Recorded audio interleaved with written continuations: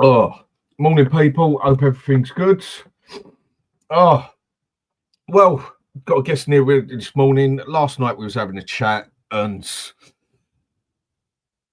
had a few things to say. So I said, tell you what, I've got to get up early tomorrow anyway. Not that I actually wanted to, but had to do it anyway. So I said, tell you what, we'll do. Let's just do a short show in the morning so you can get your point across what you want to say because you ain't had a chance to come online just of late, been busy. Ain't you, Ben? How you doing, mate? Yes, very good, mate. I was muted there. I do apologise. Yeah, good. Not too bad. Bit stressed from Christmas and all that nonsense, but who isn't? How you doing? You all right? Don't even fucking go there with Christmas, mate. I'm a proper humbug when it comes to Christmas. It does my bloody head. You don't strike me as the type. Are you really? It does my head. I can see you getting dressed up. Father Christmas outfit, the lockdown. I see it. Mate, with your haircut, diet white, mate, it'll suit you better. But very nice, is it? Well, you got more than me. No, but anyway, apart from that, things all good, yeah? Yes, mate. Perfect. I know life's a bit of a stress for everybody at the minute, but here we are. All right, so let's just get straight to the point then of what we were talking about last night. I mean, thinking people are being very impatient. I'm saying I can see both sides. I can understand why. You're definitely saying we need to be definitely more patient with this overall and that. But to go for it, seeing as you ain't had to be able to say your piece and whatever, we go back quickly on what happened with City. Carl, what was your view on the City game then and everything? I mean, everyone heard mine yesterday and that. And you ain't had a chance to give yours across. So go for gold, mate. All yours. Go for gold. I shall shoot for the stars. All right. No, do you know what? Yesterday, the PSG game for me, was a breath of fresh air, mate.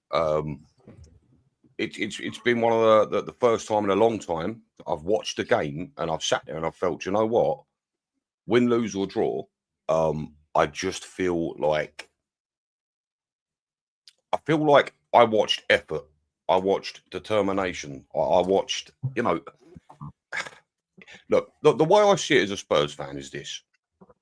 Providing you show me application in every game, whether we win, whether we lose, whether we draw, I don't care. If I see my team putting effort in, I'm happy. And you know what? I also think a lot of Spurs fans feel that way as well. I don't see. Do you know what I'm saying? I don't see so many fans complain when you can see the team have tried to apply themselves. You know, try to give it some. Because at the end of the day, like what we saw against Chelsea and Arsenal, the results to me in those games didn't matter because for me it was a foregone conclusion anyway. We were going to lose to Chelsea, we were going to lose to Arsenal, but it was the way we lost that bothered me. So it's the two games that everyone keeps relating to, isn't it, on that aspect? Because it's the two we look like we just didn't even give a fuck, wasn't it? Yeah, but I think that's got to be based on the fact that it was a lack of effort from the players. And some people are saying, "Oh, it's Frank, it's his tactics." No, it fucking ain't. If you watch that geezer's press conference since after, you will clearly see that that's not how we wanted them to play.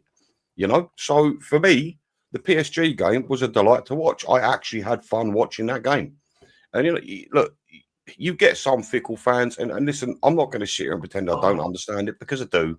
You'll get a few of them saying, "Oh, we lost again, this, that, the other. Frank's this, Frank's that." The team, that's fine. But for me, and I know you feel the same, watching that amount of effort from the players made me happy. And I was disappointed in the way we conceded the final two goals. Fine.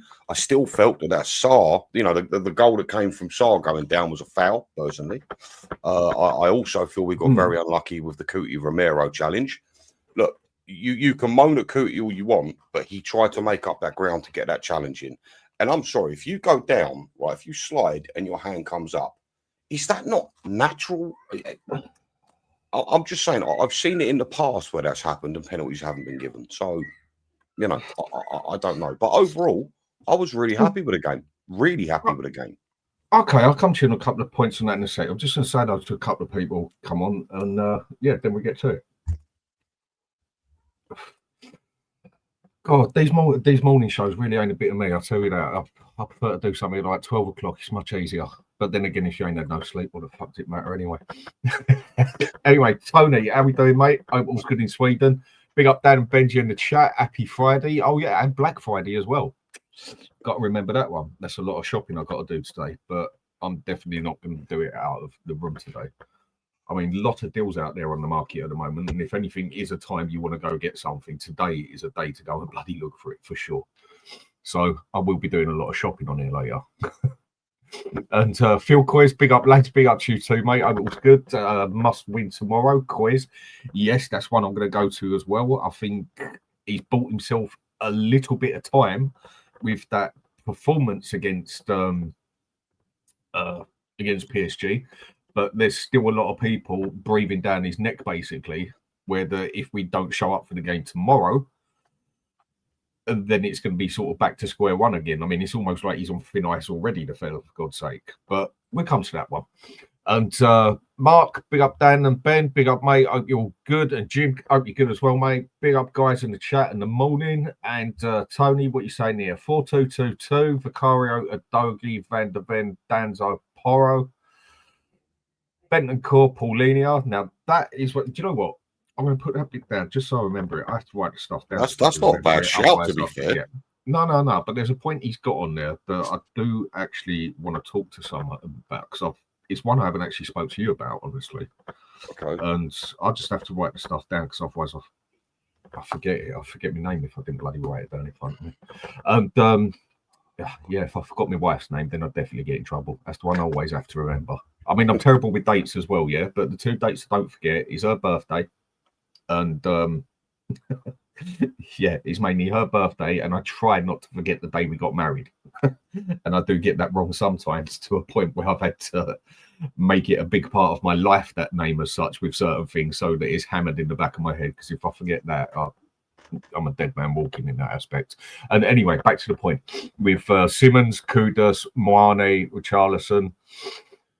Yeah, I mean, I can't argue with that. I mean, saying starting with Richarlison definitely ain't quite up my street, but he did perform the other days. Another one that we can go to on that. He looked better in a 2. I mean, for me, he was one of the ones that had the better overall game. Like, his whole game. I mean, it lacked in the second half, but he still gave it everything, and he was still there as such. Whereas I think quite a few players got played out the game, basically, to an extent. Like, they got a bit out of their depth, like Gray and that. But big guy, big up to you, mate. Hope everything's good with you as well. Danny, big up. Nothing but respect and love for all your great panels. Much appreciated, mate. But deep down, good people we are. Oh, well, I wouldn't go that far, but we try to be. Try to be, yeah. You can always try to be.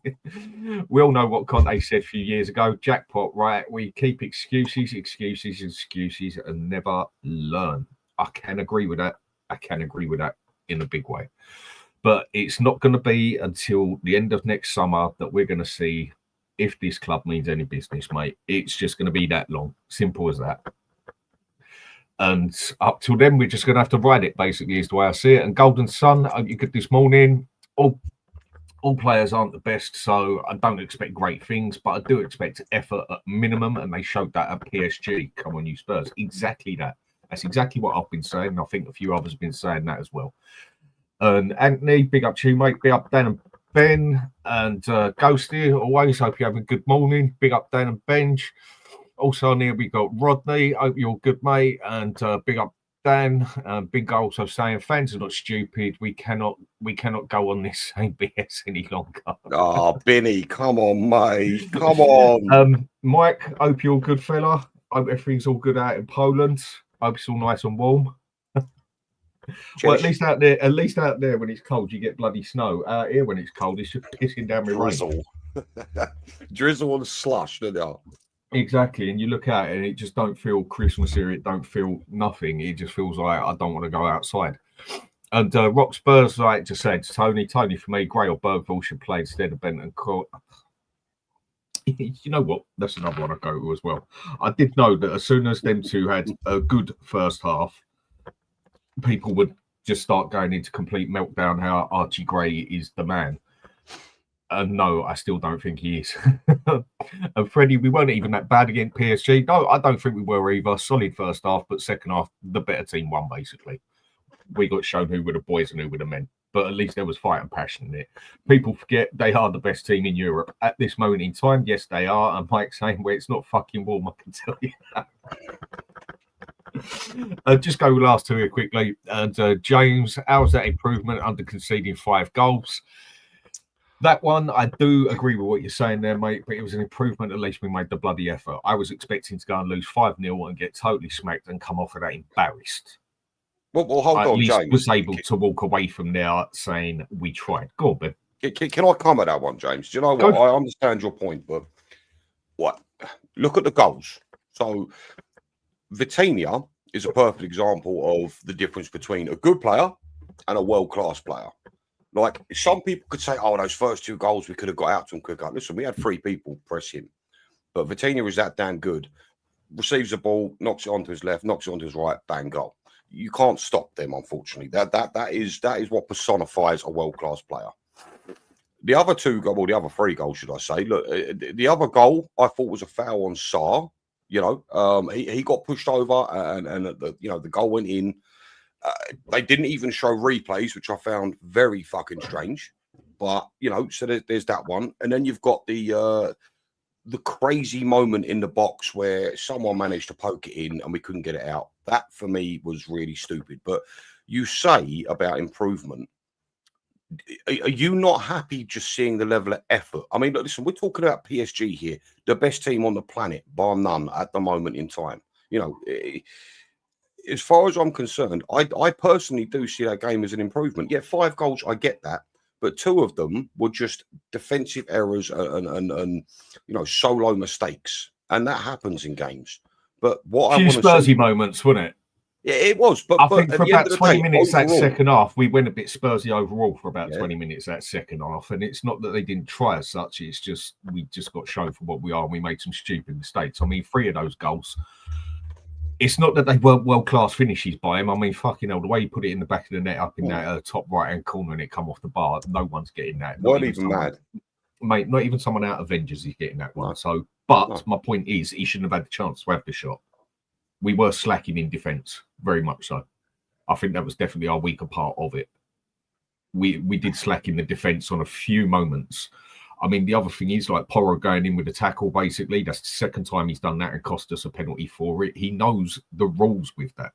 Now, do I agree with the rules on that? No, I do think it's stupid. I don't agree with the player having to stand there with his hands behind his back either. I mean, I can't imagine playing like that. That would have been a bloody nightmare. How can I slap the fella in the face next to me? And with that, it's the rules. It is what it is. It was a penalty by the way the rules go. But I must admit, you do think, how are the players meant to go down? Are you just literally meant to stand there like with your arms crossed at all times? I think the rules are a bit crazy when it comes to handball. So my question to you, Dan, are you upset with Romero for that, or do you applaud the fact that he made such an effort to get to that ball to make that ground up? I mean, I can totally forget. I think he had a shit game. Overall, I think he had a terrible game. I think he was a big part of 3 of the goals we conceded. And as a captain, I don't think he did his job. I think everyone knows my opinion on him. I think on his day, he's one of the best defenders out there. But for me, he's one of the most inconsistent, overrated players we've got at the club, in my opinion. I mean, I think he's an excellent player on his day. But I think that's why I come down on him like a ton of bricks so much. Because you see world-class experiences off him. You see world-class performance off of him. You know that fella's got fucking talent on his day, yeah? You know that fella knows how to pass a ball, tackle, cross a ball. He even knows how to be a captain at times, he's shown, yeah? But I don't see it enough off of him. It's too inconsistent. And it seems like his attitude at times seems like when he can be bothered. Not when he needs to do it for the club as such. It's when he can be bothered, when he wants to do it as such. And in that aspect, I just cannot call him world class. So that's why I say he's overrated, because I don't call him world class. I just say he's a very good player. I mean, for me, I feel like you've got a small hate boner for the guy, little bit. And the reason why I say that is this, right? Look. Your biggest thing with him, and I fully agree, and we've had this debate before, is consistency. You have to admit, though, this season, he has upped his level of consistency. You have to at least admit that.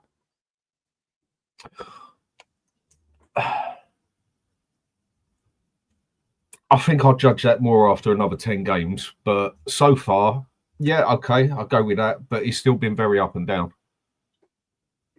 he still has been a very up and down player. And see, again, for me, in that game, that PSG game, I actually thought he was quite good. Aside from a couple of errors, I think there was 2 errors that you could call out. I actually thought overall he had a decent game. I looked at his statistics and put it this way, he certainly wasn't the one that I singled out. If I'm honest with you, I thought he had a decent game. Was it his best performance? No, but I certainly don't think it was a poor performance. I mean, I suppose that one, when it comes down to it, I mean, it's like Paul saying here, like, bang on, down 3 goals Romero was involved in conceding. He wasn't a big part of 3 of those goals. I just don't think he, again, this is what I mean, yeah? Maybe it is why, like I said, why I come down on him that much harder. A player of his so-called calibre, a World Cup winner, winners of other trophies, captain, world-class defender. Well, I'm sorry, you can't go missing in games like that. When it's not working at the back or whatever, or things are seeming a bit pressure on you, you're meant to be the one who's getting everything going on the pitch, because the manager can't be standing on the bloody pitch at the same time, sort of thing. Again, it's with things like that with him on where it pisses me right off. I suppose based on that, I can understand that. I suppose. Who would you say is better?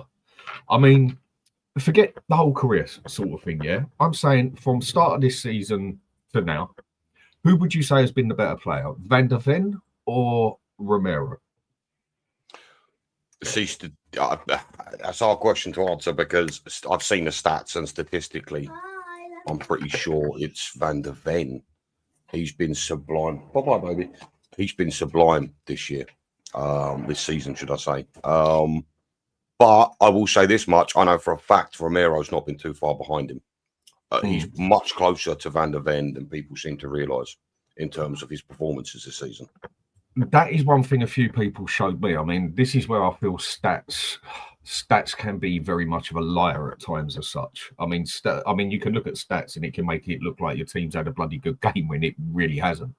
Or a player's been playing well, or a player passes the ball with consistency, like forward all the time, and gets a high percentage of passes and that, when most of his passes are just 2 meters in front of him that me and you could perform. That's where I feel stats can be a bit of a liar sometimes, yeah. But then also you see it with the eye as well, and people see football out of 2 different eyes. Some people only have 1 eye, but there you go. And because half the time when you watch the game, you are pissed through it and that, because they wind you up that much, you only keep 1 eye open for it. But or sometimes it's been that boring, you're lucky if you keep both eyes open for it, because some of the games we played really ain't been pretty, have they? And but I mean, for me, forget the goal side of it, yeah. I mean, the fact that Van der Ven's our top scorer isn't that's just crazy on its own. But I would personally say Van der Ven has had a miles better season as yet, and been a lot more reliable. Yes, he's had a couple of dodgy games. He's had a couple now, but I think he's been the much more reliable defender out of the 2 of them. Yeah, I think that's fair, to be honest. Look, listen, you know me. I've got that man love for Romero, mate. But I can't deny Mickey Van der Ven has been absolutely unbelievable this season, to the point where it's not even got halfway through the season and people are already talking about Real Madrid being interested. Which goes to show, doesn't it, really? But, you know, at the end of the day, I see Madrid being more interested in Van der Ven. Yeah, I can go there. But then right now, let's be honest, what team wouldn't be interested in Van der Ven? Yeah, I mean, the thing I'm worried about with Van der Ven is if we don't have at least a respectable season, and surely we got to give that fella a new contract offer, and that I can definitely see a big boy coming in for him at the end of the season, someone along the lines of Bayern Munich, PSG, someone along the lines of Real Madrid, or even like a Man City. And he would also seem like a good player to try and replace Virgil van Dijk at Liverpool, because Virgil van Dijk is slowly ticking down. Still a quality player, but he's now coming to the point where he's going to slowly start ticking down, I reckon. And they obviously want defenders as well. I think there's going to be a lot of big clubs interested in him. I mean, if I had to pick one or the other, personally, I'd let Romero go and play and keep Van de Ven. But I think that one's purely down to opinion. I mean, look, for me, believe it or not, I'm actually not worried about Van de Ven leaving, at least not this season coming. I will say this, though. I spoke to a Liverpool fan yesterday because obviously Liverpool, all the quality in the world, by the way, and are currently getting battered left, right and centre. Make it out what you will. I was speaking to him yesterday. I said, what's going on with Virgil then? Because obviously I don't watch Liverpool, week in, week out. I'm supposed my mate talks about it as well. I've only watched one or two of the games, and my mate says he just ain't performing at the moment. I'm like, I don't know. I haven't watched it. No, neither have I, so I can't comment too much. But from my understanding from what he told me, he just said it's like Van de Ven isn't really putting in the effort. And I did say to him, I said, well, who would you, not Van de Ven, sorry, Van Dijk. I said, who would you like, and this did concern me because I'm wondering if it's like the general consensus. I said, who would you like to replace Van Dijk? And I won't lie, he did turn around and say Van de Ven. So, I mean, the one they're definitely going to get is like Paul just said here, Guay, or however you say his bloody London name. Guay, innit? His London name. Yeah, Guay, that's the one they're going to get, innit? Yeah, it looks like it. And if they don't get him January, they get him by the end of the season. I mean, one thing, speaking on January thing, one thing we definitely have to do here, we've definitely got to get something in January, surely, haven't we? Yeah, I mean, for me, look, listen, we all know January's a difficult time. I would like to think that we are either going to go. Do you know what? Actually, I was talking to someone about this the other day. So I wanted, if you could, give me a magic wand, I would say go and get Semenyo, go all out. I know we've been given money from the owners. I know all of it's not available for transfers. I understand that, but for me, I would like us to go and get a Semenyo. That's clearly not going to happen anymore. From what I understand, Semenyo has actually already held talks with Liverpool, so that's probably off the cards because you're not. Wouldn't surprise me. You're not going to choose Spurs over Liverpool. Look, if we take our Spurs hats off for a minute, you ain't choosing fucking Spurs over Liverpool. So that would have been my first choice. But yeah, it's either a big left winger or a big number 8. I feel like those two positions are what we are screaming out for. Do you agree with that? I mean, my question is with it is, I mean, I've said it to a couple of others. I don't know yet what Thomas Frank's ideal formation is yet, because he has chopped and changed a bit, which is totally understandable. And certain games, I do feel you adapt to formation or adapt style of play with the player, but I don't think he actually knows what formation he wants to use yet. Or I don't know what formation he wants to use yet overall yet either. Does he want to make it a 4-3-3, a 4-2-2-1, 4-2-4, whatever you want to bloody call it, 4-2-3-1? Does he want to play 3 at the back overall when we start getting Dragusin back and other defenders and that? I don't actually know what we actually want yet.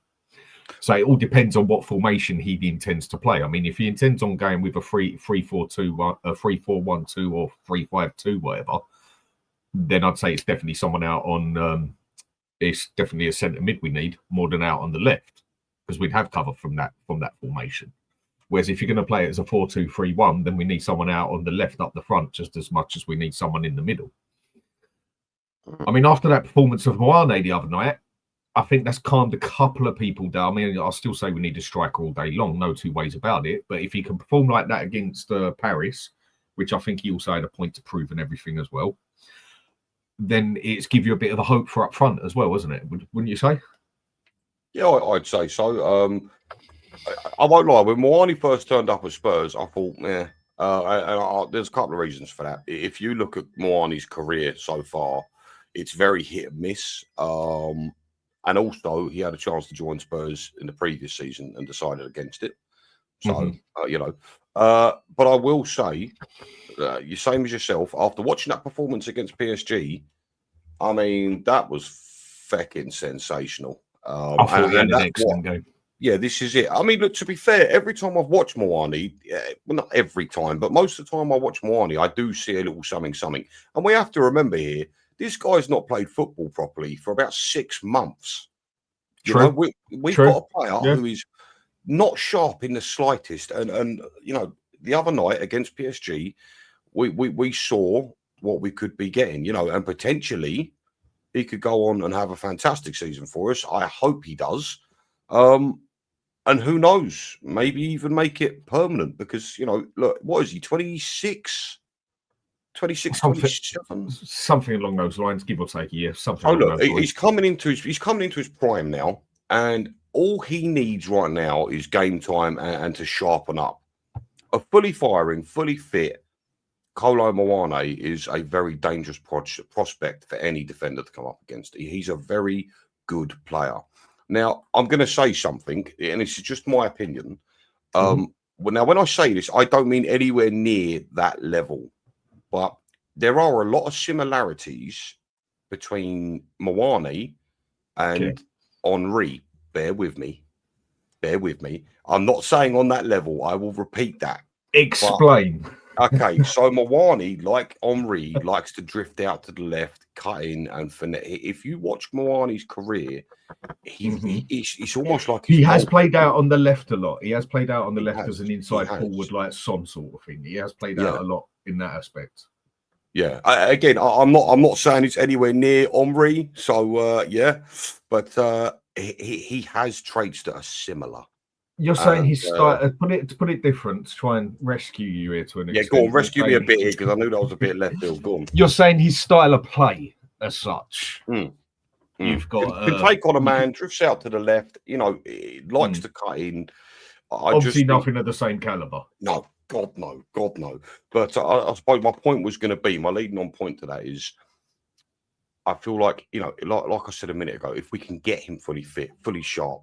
He's coming into the prime of his career. Who knows? You could really, really get some crazy years out of him. He's only here for the season, basically. The only way we're buying him is if he has a crap season, because then PSG won't want him back. But if he has a quality season for us, PSG are just going to take him back and say thank you anyway. But obviously, we still want him to have a quality season.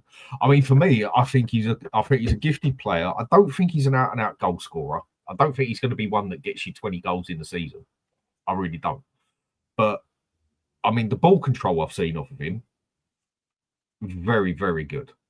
I mean, his technicality and his ball control and that been very good. I mean, what game was it where the ball came right over and he just controlled it and passed it out and we scored from it?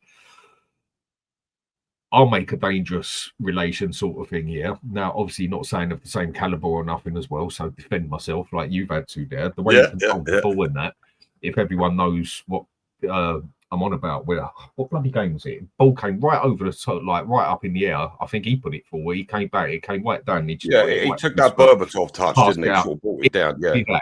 And I haven't really seen many players control the ball like that since Berbatov. Now, again, not saying he's a player of the same caliber of any sort of means or manner. Berbatov, for me, was another very underrated player that's been in the Premier League. I thought he was fucking excellent. Technically, I don't think there's been much better, if I'm going to be honest. He slowed time down when he got that ball. Strange player. Like one of the laziest bastards you'll ever get on a pitch, but as soon as he got the ball, he done something with it. Yeah. Now, I'm not saying he's one of the greatest players ever, but technically gifted wise, I think he's a very underrated player. I thought Berbatov was excellent with ball control and skill, whatever. I thought he was brilliant. Mentality slacking a little bit, but Fergie sorted that out for him. So you think with Muani, like we keep him ticking, basically, we can have a hit season with him? I believe so. And the thing is, I'm going to be honest, good season or not, I don't think PSG want him. And I think they want to recoup some money back from him because what did they pay for him? I think they paid 75 million. No, I think it was about 90 million, wasn't it? 90. I thought it was 75. But it might be 90 million euros. Well, go on, keep going. I just feel like PSG. I can't see Muani getting in that PSG team regularly. No, and I think a player of Muani's quality, number one, and his current circumstance where he's not played regular first team football for years. And really, just to make you right, we were both sort of right on it. Paris Saint-Germain signed Muani from Frankfurt, for 77 million, which works out around about 90 million, give or take a million sort of thing. Well, no, 90 million euros. 90 million euros. So, so roughly, give or take. So it was around about 75, 77 million England money. So, you were right. Okay, so I just don't see him as good as I feel like Muani is and could be. I just don't see him getting in that PSG team because realistically, who are you going to take out for him? And I feel like if I'm Muani right now, I have to think about my career.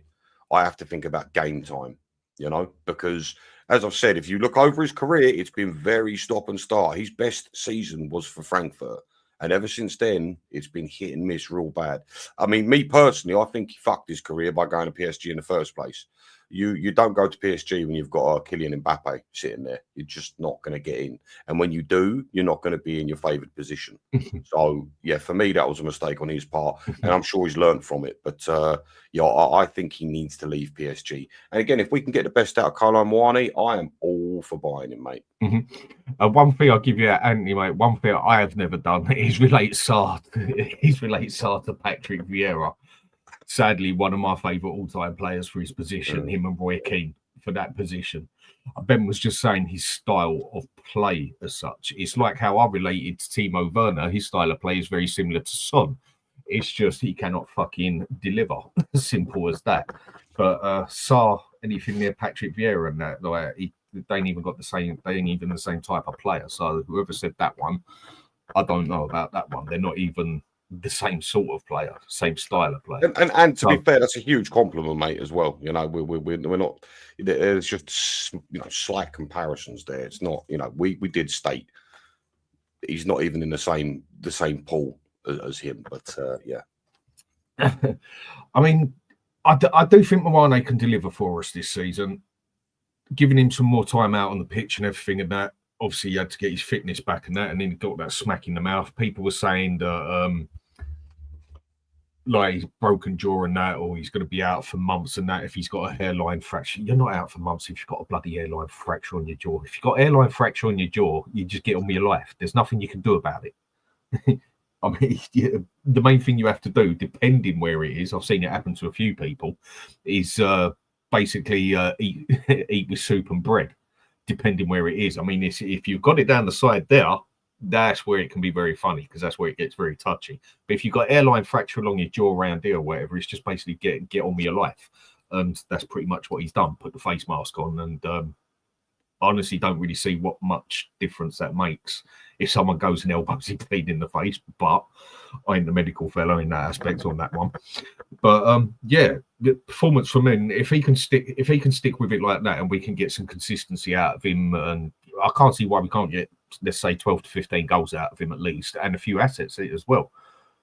Because he got an assist the other night as well, wasn't he? Yeah, he's an intelligent player, And as I said previously, I wasn't massively keen on the guy, but he's starting to prove me wrong. And I do feel like when you watch him, you see bits from him, and I just can't help but sit there when I watch him and think, I wonder how good you're going to be fully firing, fully fit, fully sharp. I really think we can get the best out of the guy. He's a decent little player. He's got very good awareness. Like you said, he's got a fantastic touch. Yeah, I really, really hope that he continues off of the back of PSG. I'm hoping he gets a goal against Fulham. That'd be fucking huge. I know Frank said he will be playing against Fulham, so that'll be a big test for him. I mean, to be fair, playing against Fulham will be a big test for the whole team. But yeah, we'll see what happens with Muani. But like I said, if we get the best out of him and he performs well, I'd be more than happy to make his move permanent. That'd be great. I've got a question here quickly. Your Code Rabbit 5. That sounds like something out of Cyberpunk. Would you rather Arsenal win the league or Chelsea? Now, with that one for me, if it's a club I dislike more, I dislike Chelsea more than Arsenal all day long. Can't stand them. And that's from, whether you like it or not, from a football brain, taking, like, you got to give players credit for when they're good. You got to give clubs credit for when they've delivered. At least Arsenal built their name.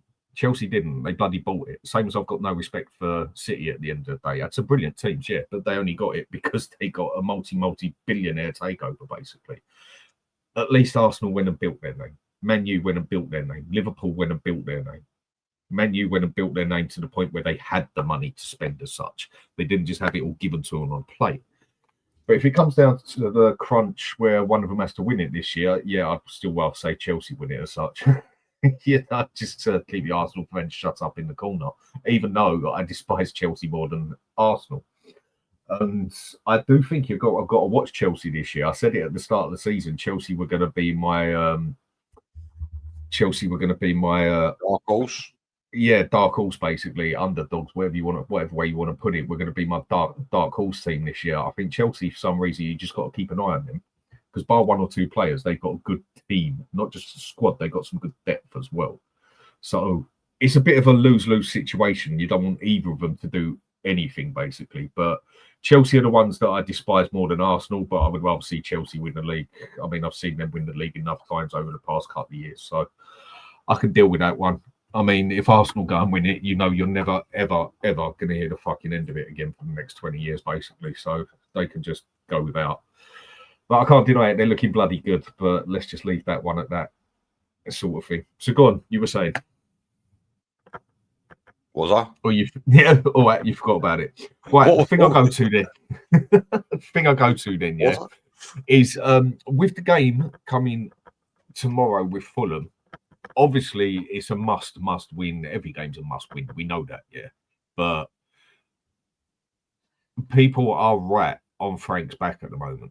There's a lot of supporters out there that are right on his case at the minute. There's also a fair amount that are saying give it time, needs a season at least. And then there's also plenty out there who want him gone already, who didn't even want him at the club as well, but want him gone already, which I do think is a bit harsh after 4 months, considering where we are as such.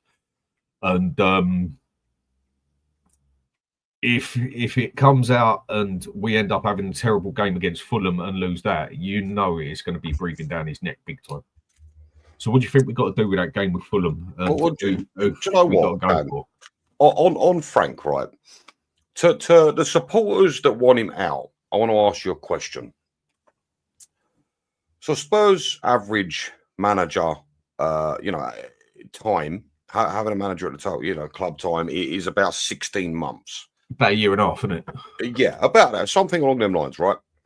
So we've had that, 3-4 managers in a row now. What are you expecting Frank to do after 4 months? Just out of curiosity, because for me, and listen, I understand everyone's gripes with the guy. I do. But what are you expecting him to do? Are you expecting Thomas Frank to come in after 4 months and be like, bang, bang, bang? We're second in the table for Champions League. We're first. What are you expecting him to do? Like, look at the state of Arsenal. Look at the state of Chelsea. These teams have suffered quite badly over the last few years, especially Arsenal. People tend to forget that. I'll say more Arsenal than Chelsea. Oh yeah, okay, yeah. But Arsenal were a laughing stock, and they were screaming for Arteta to get out. This is what I genuinely think fans need to do, and myself included. Because listen, make no mistake, I'm of that ilk where I get emotional after we lose, I get angry, but I genuinely think we need to give Frank time. He is a team builder, and 4 months is not long enough. I genuinely think to see the best of Tottenham Hotspurs with this crop of players that we've got, I think you need to keep your head down, keep your mouth shut, and just wait a year or two. And I know that's a hard thing to do, because the hardest thing you can ask a Spurs fan for is patience, because we've had patience and it's got us fucking nowhere for years. But I feel like in Frank, we've got a solid manager who could build something possibly special.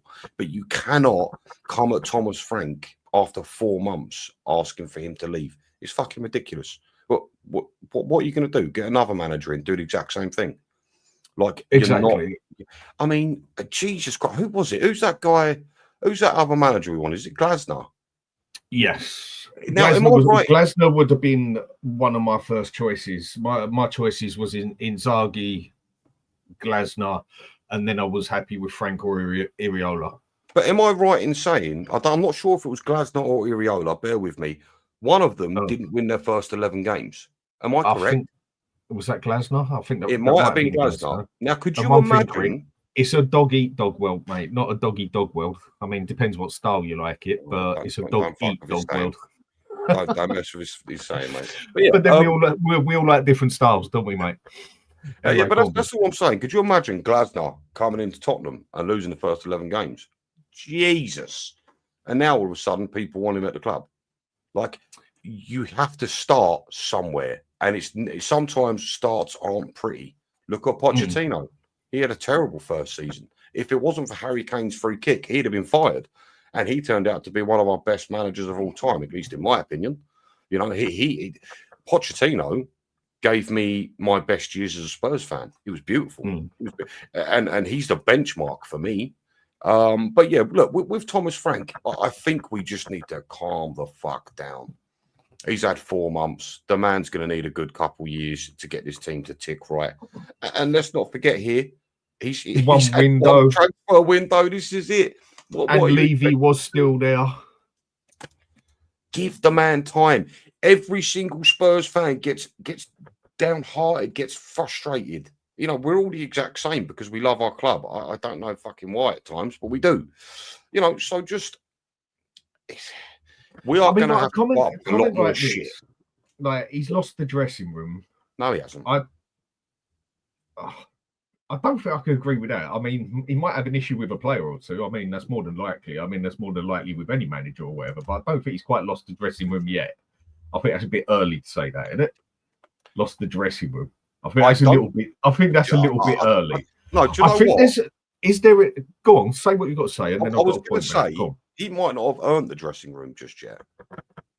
Okay, look at it from that angle. I know that's a bit left. Okay, field, no, I think that's quite a solid point. I mean, someone like Conte comes and walks in, it's like attention, or Mourinho, or someone like someone who's been at, or someone like Klopp comes in or whatever, and that it's like, right, attention, listen to the manager.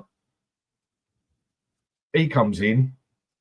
Okay, he's known to being a good coach and whatever, done well for Brentford, but never really done anything else in his career as such, and not known as a big player or nothing and that. Maybe he's got to do that bit to earn that respect off the dressing room as well, isn't it? I mean, it's a different. I think that's a fair point. I think that's actually a fair point. It's a different way to look at it. He may not have earned that dressing room yet. You don't automatically get it when you walk in there, unless you're a top bod, basically, innit? Unless you're a don. Well, exactly what you said a minute ago. Conte walks in there, Mourinho walks in there. You shut the fuck up, sit down, and listen.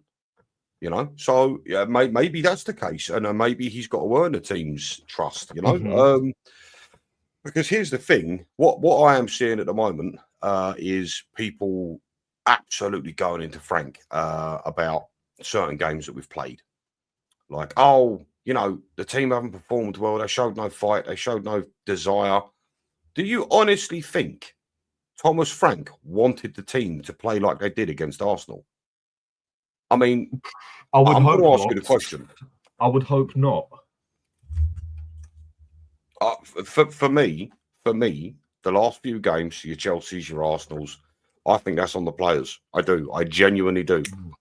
If you watch the press conferences after the games, Frank's even come out and said that's not what we wanted. You know, I mean, to the point where even after the PSG game, he said that performance, despite the result, gives me faith in the team a bit more, because that's the team you want to be. Yeah, exactly that.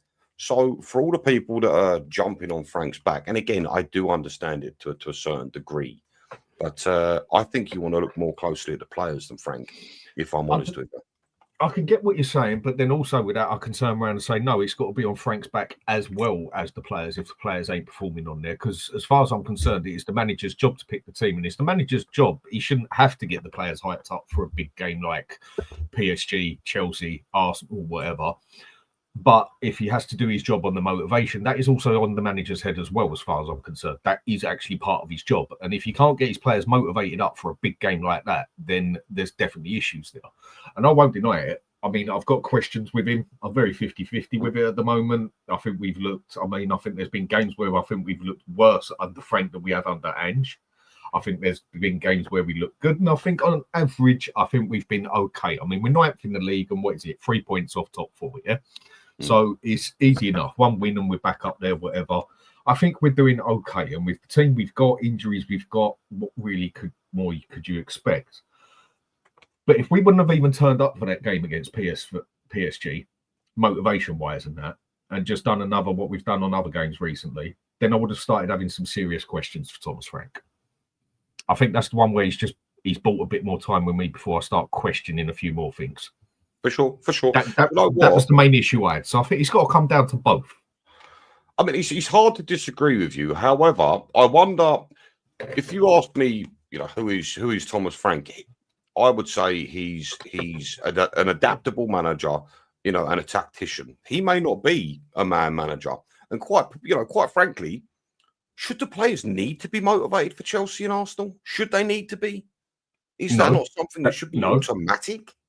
I mean, to be quite fucking frank with you, Dan, do they need to be motivated at all? You're here to win, boys. Shouldn't be. They shouldn't need motivating for any game, really. You should want to win every game in that aspect. But I do understand. It is also the manager's job to get the motivation out of the team as well, isn't it? To get the right mentality from them.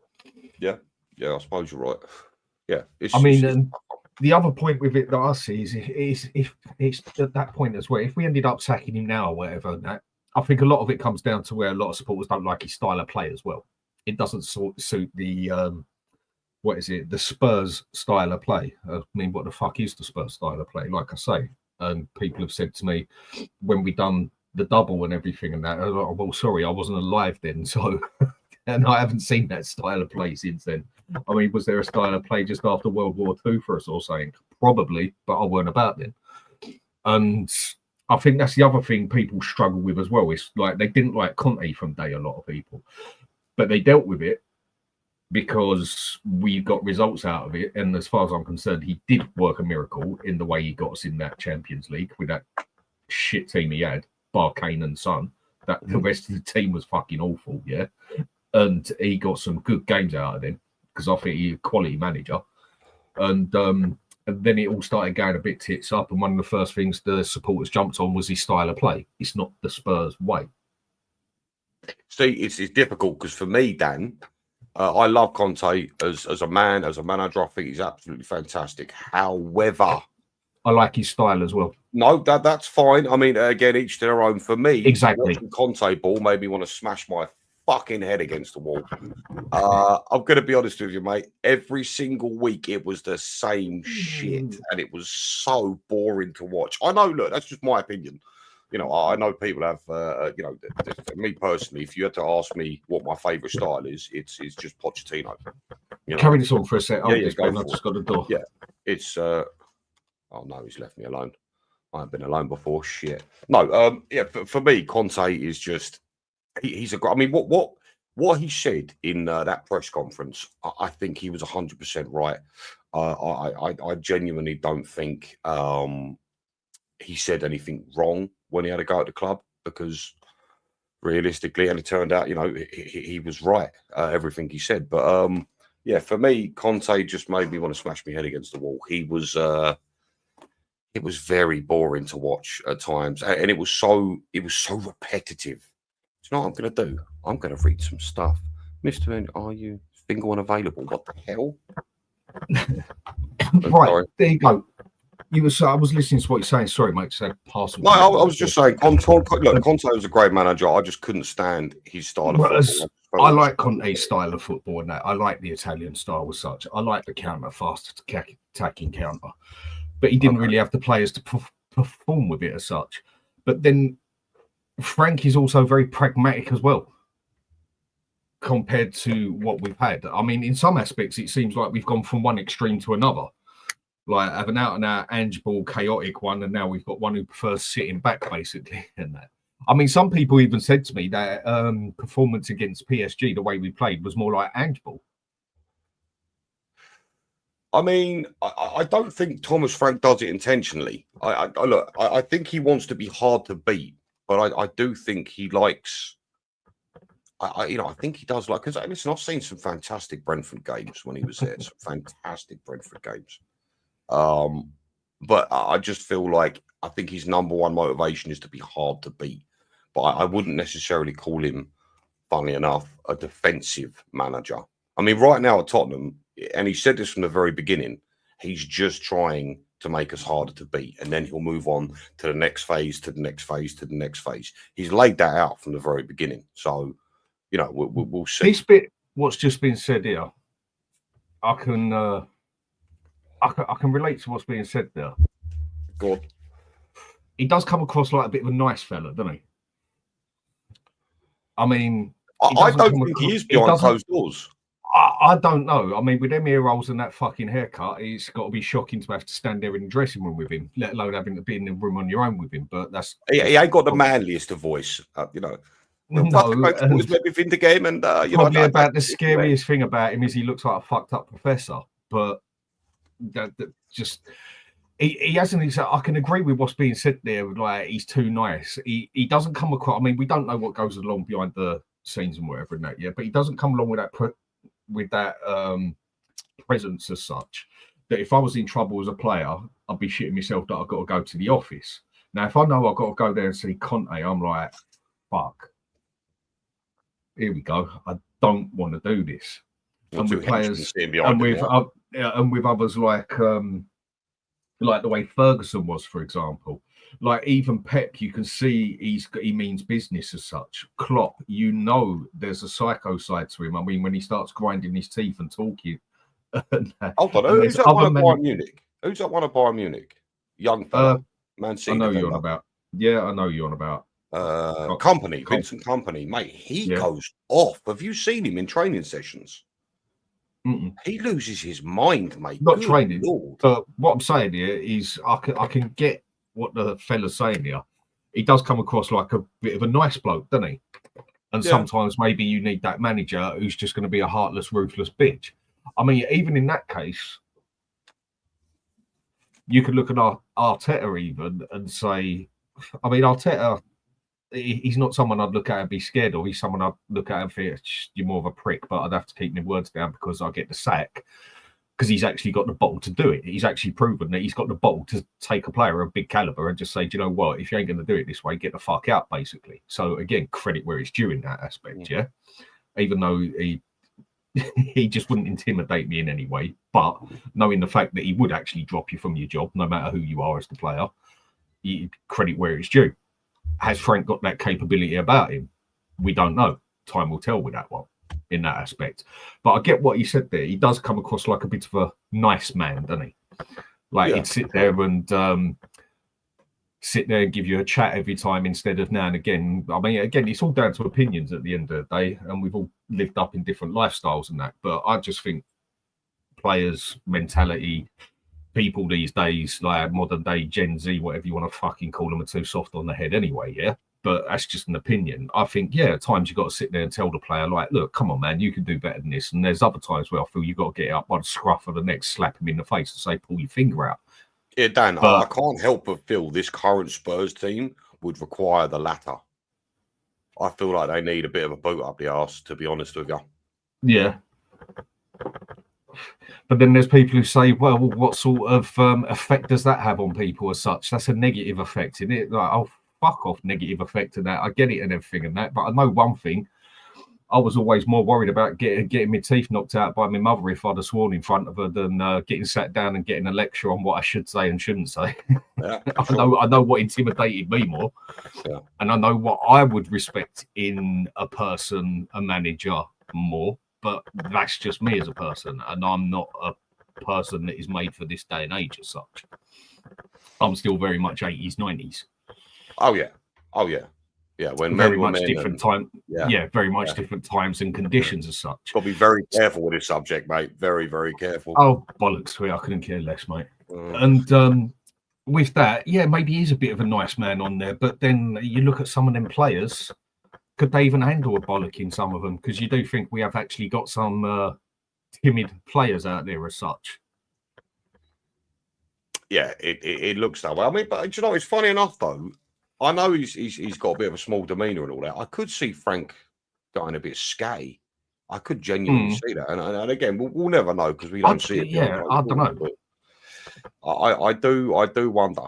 You know, I'd like to see it. It'd be fucking hilarious. But you know, whether that's his style or not, I don't know. But I definitely feel like the current crop of Spurs players, they do need that hairdryer treatment at times. Definitely. And maybe that's what I think so. Motivate.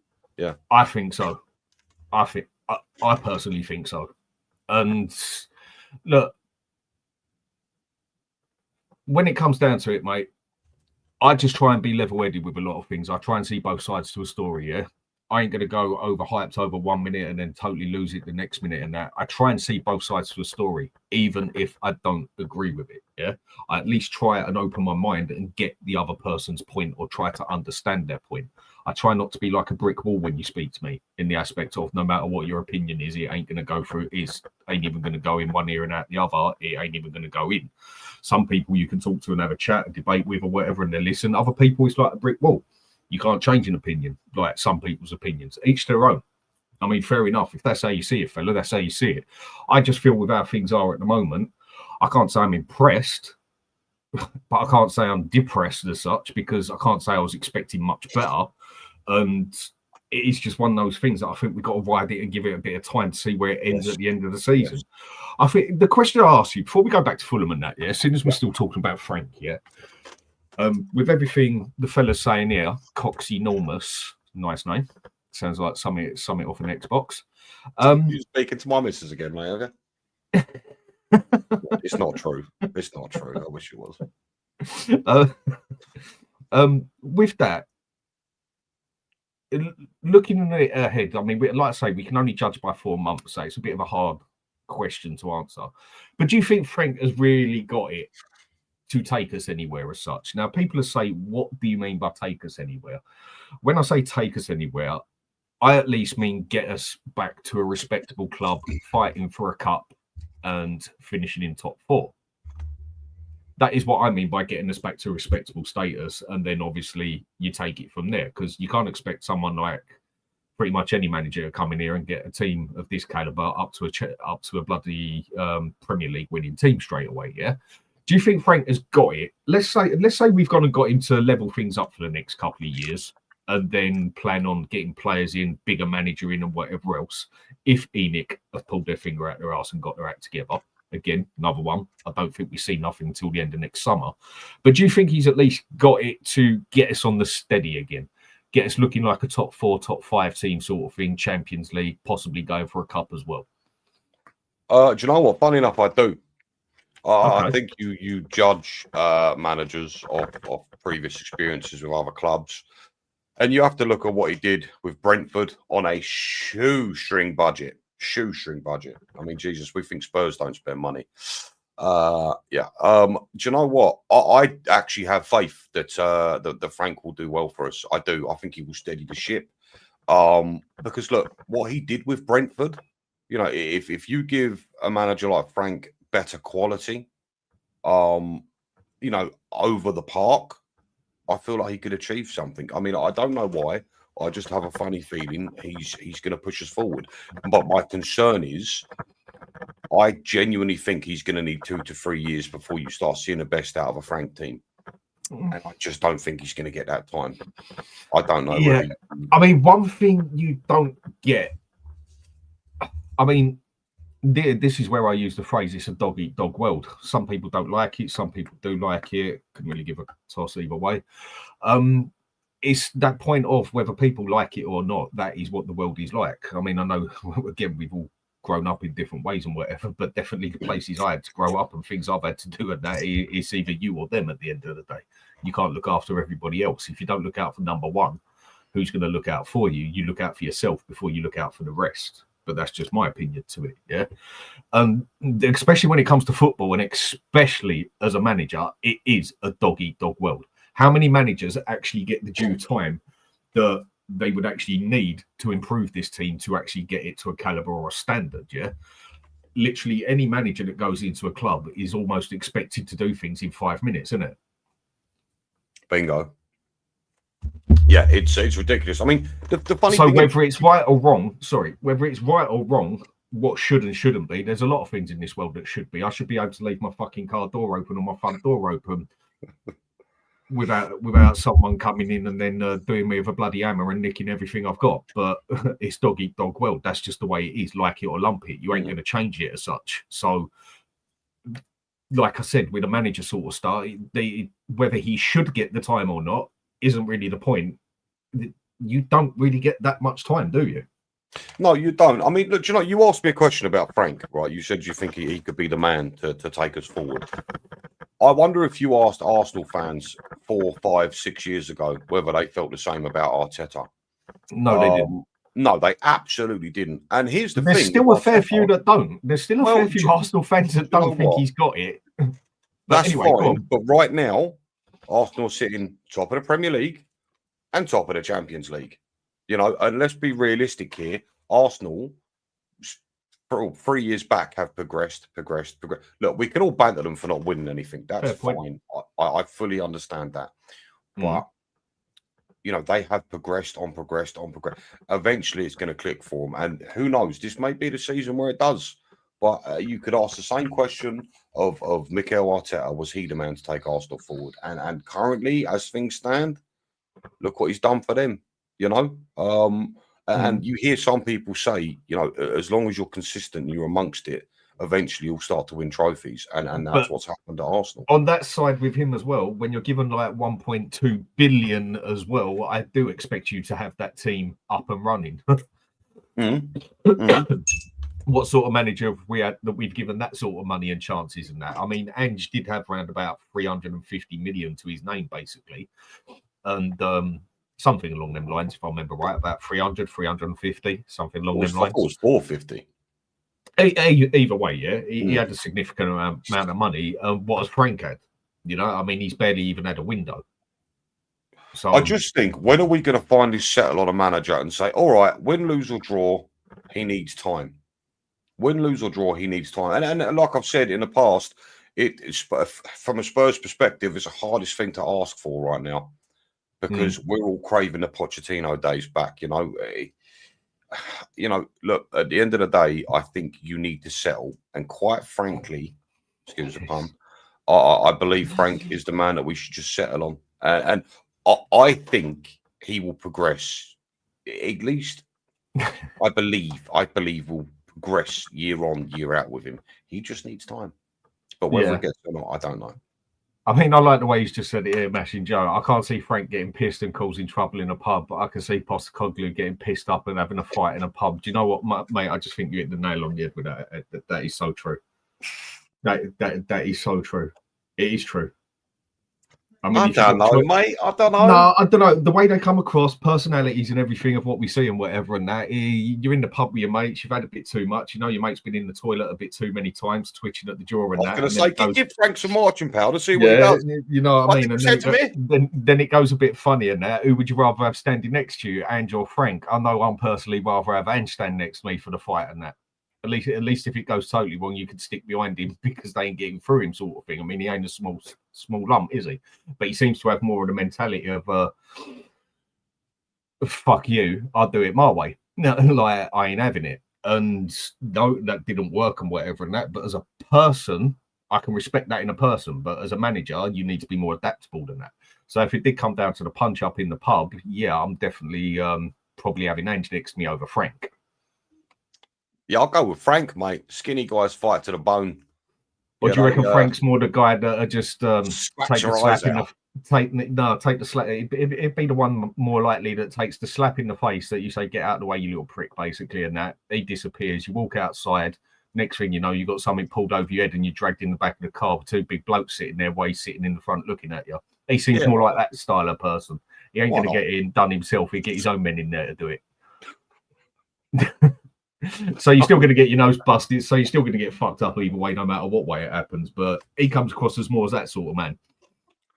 Welcome to the show, guys. We're debating who would be better in a fight in a pub. There was always that fella you knew that you just could not bloody touch him because you knew you had too many people that had bloody kidnapped you or saying. Again, depends what life you lived and whatever. And there was always that one you knew that would just break your jaw there and there. But yeah, but I think he's got it right there with that, what he says there. But so you do reckon Frank can take us, let's say over 2 years, up to maybe winning a cup and a top 5 team? Because pretty much top 5, I would say on average, gets you Champions League now. I just think under Frank, I just think we'll see progression. I genuinely think, and again, let's see where we end up this year. But I think you'll start to see a more solid Frank team, by the end of next season. I really, really do. I believe he's the man that we should stick with that will give us progression.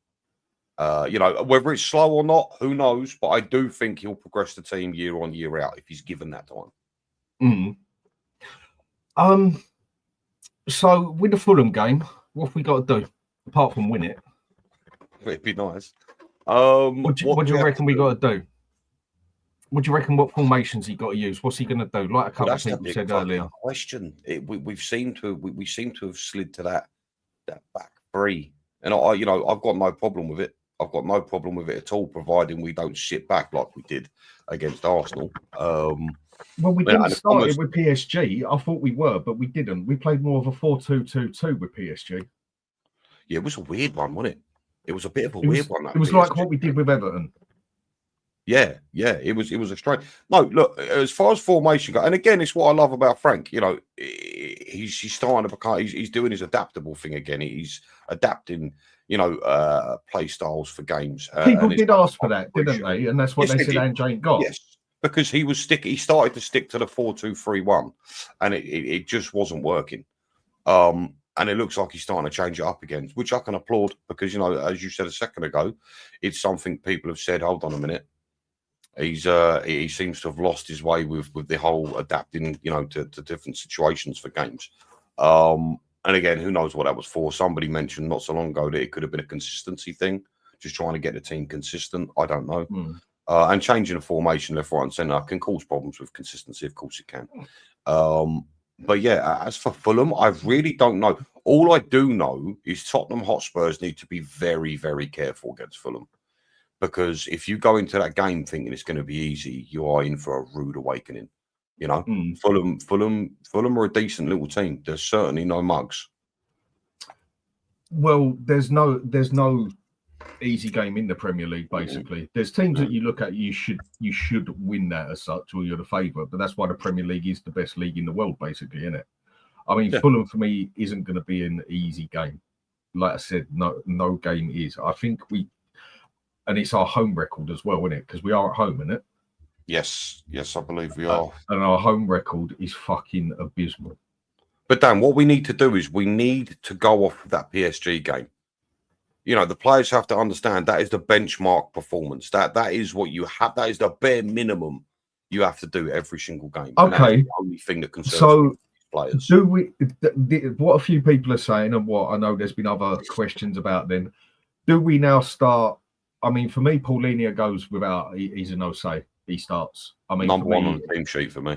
For me, he's my first pick on the pitch. I pick him over Romero. Everybody. He's the first player that I put in the pitch, basically. Yeah. But I've got a few people creeping up left, right, and centre now, saying that Archie Gray now has to be a regular starter. Do we have to talk about this? Yes. Really? Okay. What do you want me to say to that, Dan? What do you want me to say to that? I don't know what you want me to say to that. Give me your side of it. Because he did have a solid 45 minutes against PSG, and then he got lost in the game like Bergville and a few others. So credit where it's due, and I can say I actually saw something off of him that you could say he's got a bit of capability, because up until then he'd done absolutely nothing for me in that.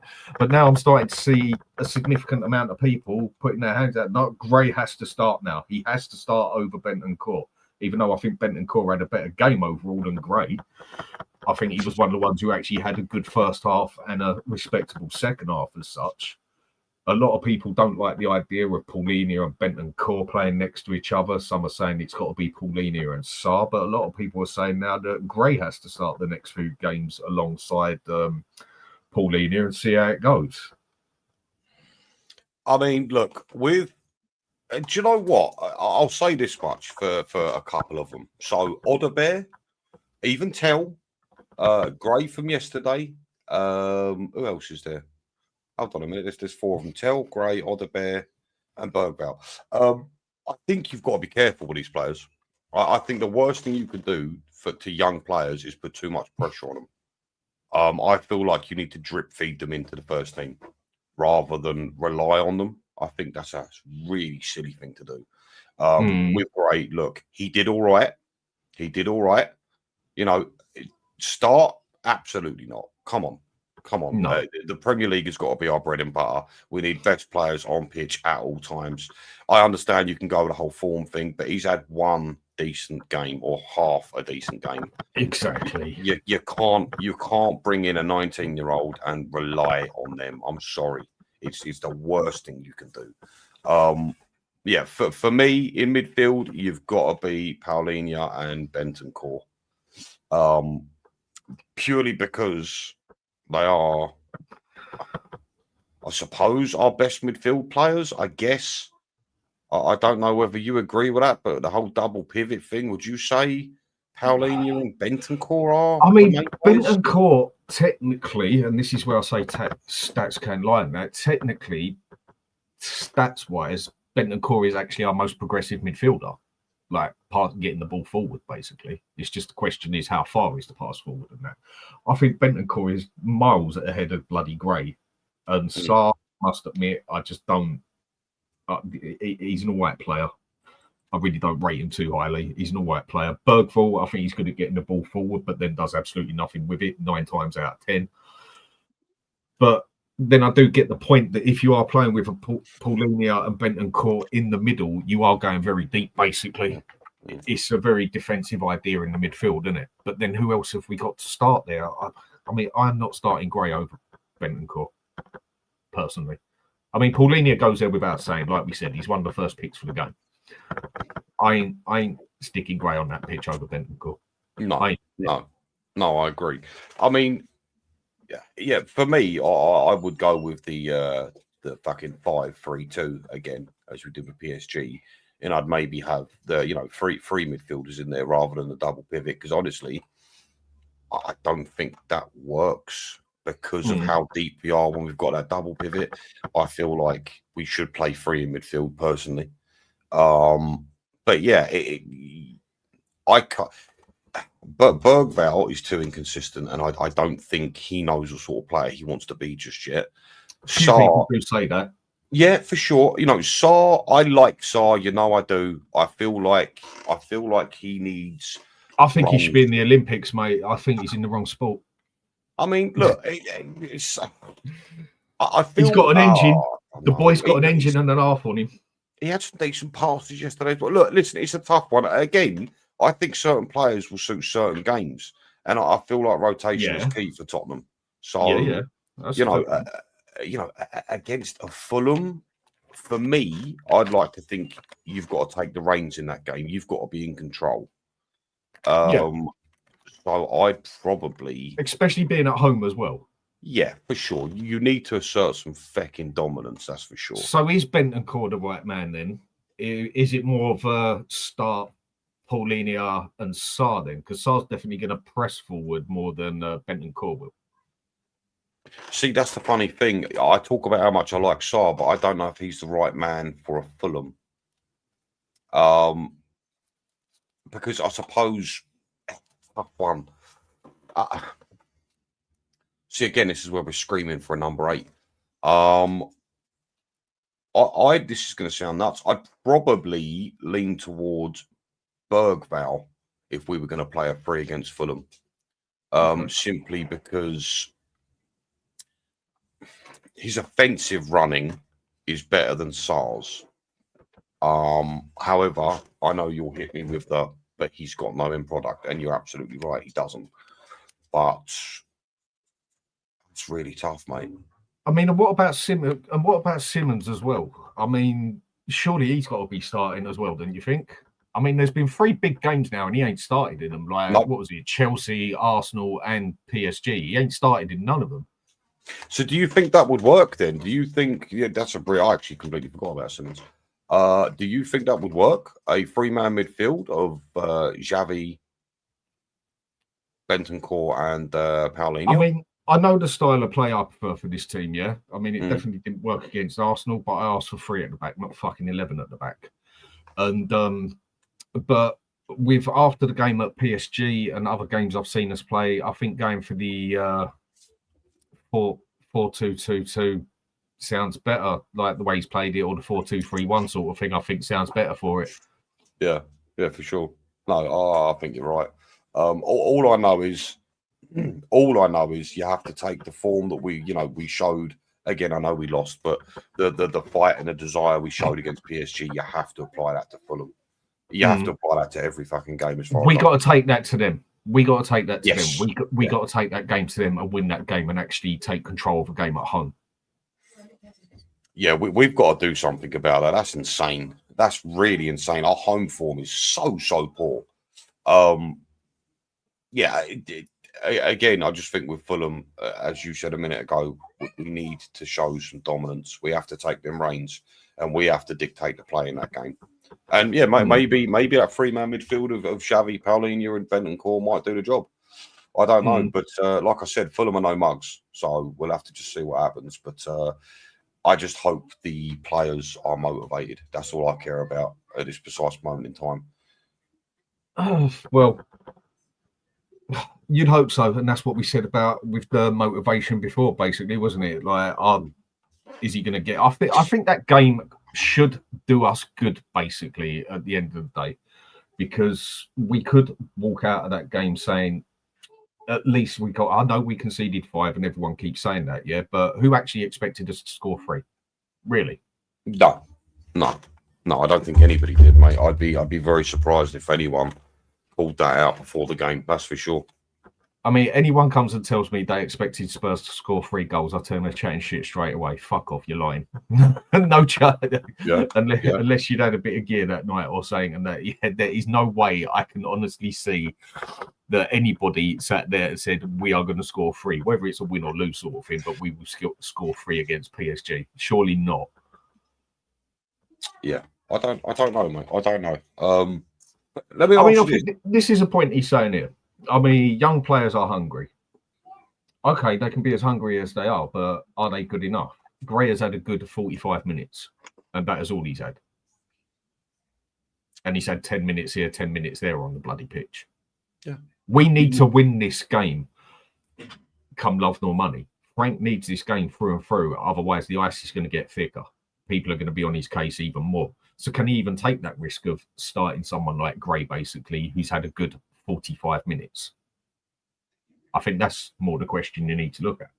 I think when you're desperate to win a game, you cannot put pressure on kids to do it for you. I just don't. I think it's madness. You know, you need your seasoned pros for it, don't you? And you need to perform. I mean, I do get the point. You know, I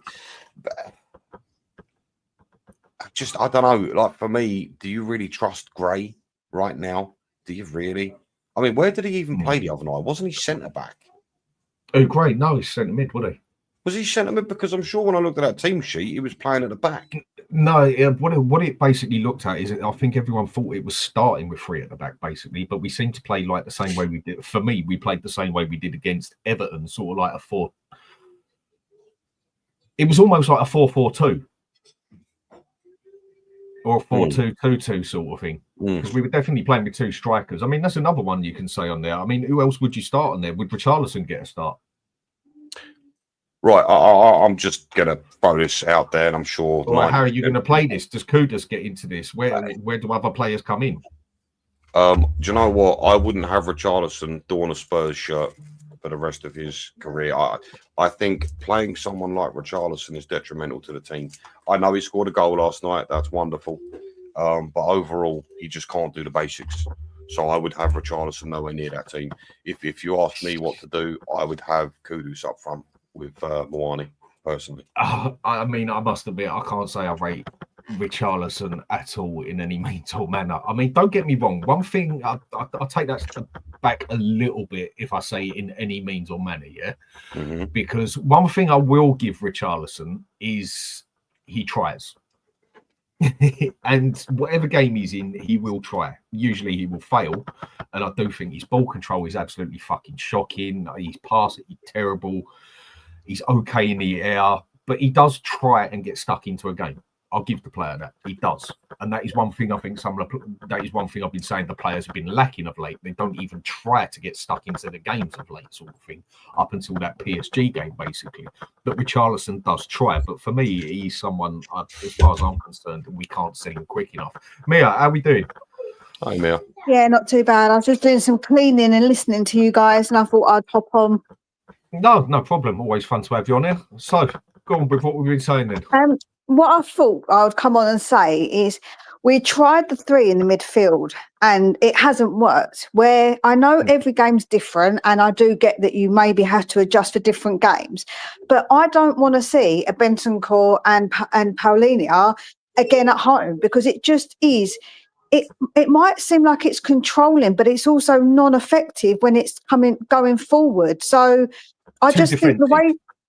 Yeah, and I think the way we played with the 4-2-2-2 against PSG actually did work, and you could still kind of play both of them, but also have some more dynamic, leggy midfielders, because I think that's what made the difference, is to have people in the mid, to have it more energy, is because when we attack together because they've got the legs to get forward and they seem like they want to get forward. And I just think playing the three, that dynamic just hasn't worked. It just hasn't worked for us. And if we're going to keep going, like saying that he can adjust, and I like that he adjusts, but we also have to go with what works. And if that's what works for now, surely we're better going with what works. And that's worked much better than us playing what other formation we've played lately hasn't really worked. It hasn't been dynamic at home. I went to one home game this season because I can't bear to go to home games, because I'm out the house from a really early time till really late at night. It's a long day for me just to go and watch that. Like, it's just, I don't want to go and watch. I gave it a chance. I thought, if I go and watch it in the stadium, will I feel different? Because I can see more of you can see the whole picture. But it's been quite painful to watch. I'm not going to lie. And I don't want Frank out before anyone says, I really don't. I just want him to stick with what works. And I think the three in the middle doesn't work. And it hasn't worked, because every time we're at home, we play it and we lose. We don't win, or we draw. I do get what people say with the Bentancur thing and Paulinho. I think they do bring out the best of each other when it comes out to a defensive manner, but neither of them are pressing forward. And Bentancur has been a very up and down player for me this season. I think he gets a lot of stick. I think he's actually, on his day, he's very good. And on another day, he's not. If anything, I can relate him to Romero in that aspect. Obviously not to the same caliber, because Romero can actually deliver a world-class performance and then go and totally just be crap for the next game or two as well. Whereas Bentancur can be very good in a game, which he has done a couple of times, and also be very poor in a game. I mean, with Soul Sniper, what you're saying here, Paulinho and Bentancur, how many bad minutes have these two clowns had? 2 clowns? Are you really saying Paulinho is a clown? Come on, man, for fuck's sake. Seriously? I'd say Paulinho has been one of our most solid players that we've actually got this season. Yeah, Probably I wouldn't call him a clown. I just... Not at all. I think that's OTT. Come on. Yeah, I think Paulinho has probably been our most consistent player. I think it's just about how we play him and what we like, in what context he's used. I think what everyone wanted. Everyone screamed for that 6 who can muscle out a midfield and just sit back and be that anchor man and do his shit, basically. And Paulinho has done exactly that for us. Yeah, no, I don't disagree. I just, like I say, it's the context that you use him. If you're using him alongside somebody else who's not forward thinking and a bit more defensive, then of course it is a bit frustrating to watch. And that's not Paulinho. That's not Paulinho's fault. He's just doing his job. But obviously it doesn't work when you've got a Bentancur there, because it obviously means it just looks really defensive. I've got a very quick question. Paulinho, do you think he's good enough to play a solo CDM? The example I'll give is, let's just say we went with like a 4-3-3 and we had two central midfielders and a central defensive midfielder. Sit back as the anchor man, basically, with the 2 in front of him. Yes. I wonder how that would work. I mean, I'm just sitting here thinking, I know he's not the fastest of players, but good God, for me, he's first name on the team sheet. As far as I'm concerned, I think Paulinho is an absolute unbelievable player. And he's been fantastic for us. He's even scoring goals for Tottenham, for fuck's sake. But yeah, I mean, I wonder if he could do that on his own, if he could just sit and mop up, because that would give us far more freedom going forward. Do you reckon he'd be capable of doing that? Or do you need a bit more pace in that sort of... Do you know what I'm getting?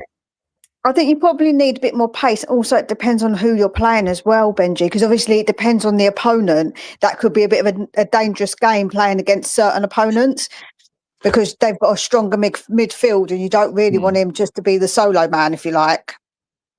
I can see where you're coming from there. I can see it also working as well, like him playing as the DM. Then you can actually have your left back, right back actually press forward, basically. And he can then come back and cover the third man in the middle if needs be as well. And he is an anchor man DM, basically, as far as I'm concerned. That is what he does. And he's very good at it. I mean, I wanted him after his first season at Fulham. I think he's a very good player. And he has done that job for us. But he's even scored a goal for us and that. But he's not one to press forward, is he? His main job is sit back and be the DM, isn't it? I mean, for whatever formation we're going to use then, I mean, so say we go with the same thing. I mean, for me, that formation was a 4-2-2, 4-2-2-2, 4-4-2, whatever you want to call it. Who do we start up front then? I mean, because Mane gets on without a shout, basically, at the moment. So who goes next to him then? Where does Kudus go? Are we going to be then playing Kudus in the middle and not out on the right? This is what I mean by other players we got. Where's Simons going to fit into this? What do you two reckon on that? I mean, because with that 4-2-2-2, depending whether you're going to play it tight or wide sort of thing, also has a lot to do on Simons and Kudus, doesn't it?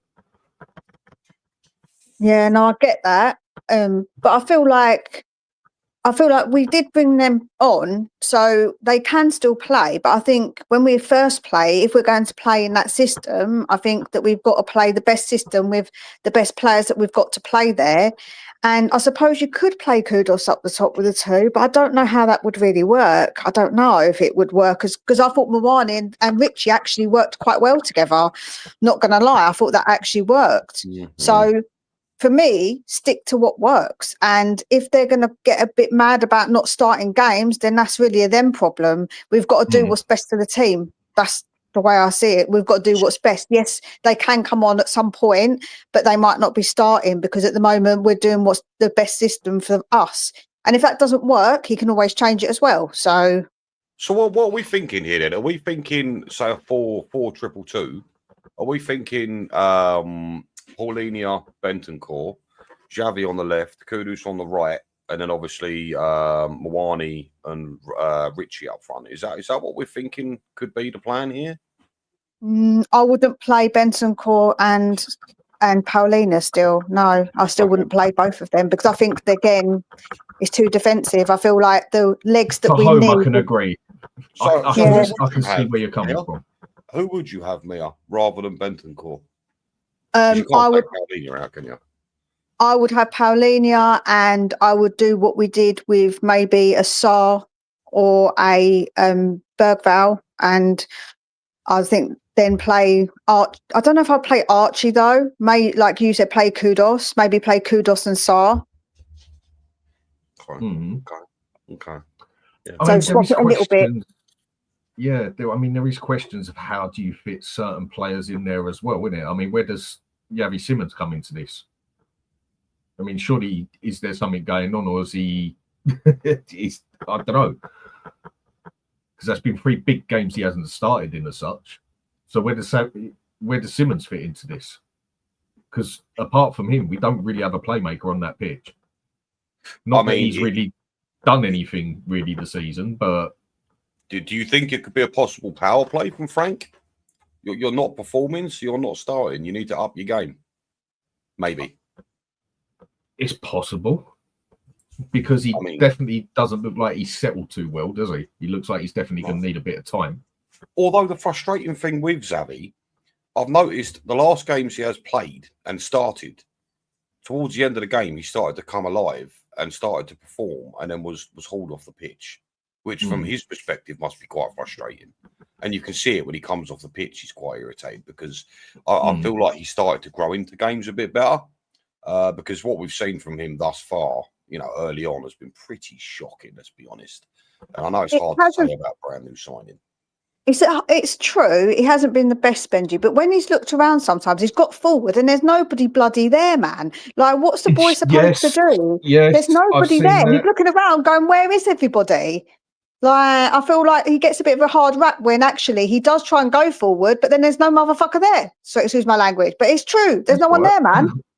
I have seen that on about 3 occasions. One of them, especially when he got forward with a ball and he basically stood still, looked left, right, in front, and everyone was behind the halfway line, basically.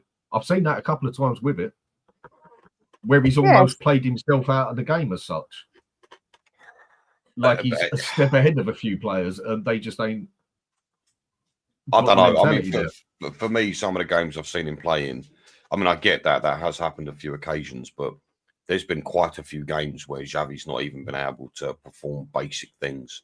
You know, his passing has been fucking terrible. Let's be honest, Benji. There's been games where none of our players have done that. True.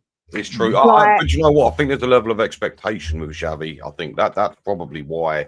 Well, that's expectation from fans, though. I feel like that fans' expectation and reality are sometimes two different things. Yeah, it's fair play. Yeah, I'll go with that. I don't know. Do you know what it is? It's because I think when we signed Xavi, we were like, oh my God, here's the guy. Here is the guy. Here is captain unlocked defenses. You know, because he's done it for most of his career. He's a fantastic player. I just don't think. I think all of us were so excited. I don't think any of us took into account this guy's going to need time. And he does need time. But what do you reckon? Ben, do you reckon it's the same thing again? Whereas I see a lot of people do, we get a player in, and all of a sudden, like, yes, we've just got the dog's bollocks. Like I see a lot of people going on.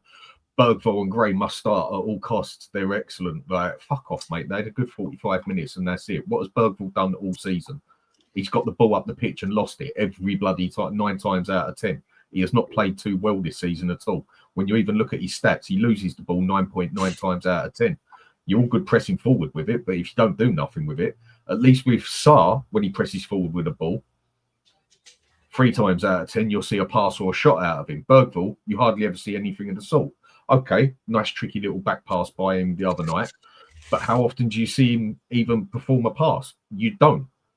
And then people going on that Gray must be a starter now and everything because he's had a good 45 minutes. Now, I could go with the not putting Bentancur and Paulinho there together because I think I sit back and think of that and I think you're right and what people have said near is right. It is very, very defensive in that aspect.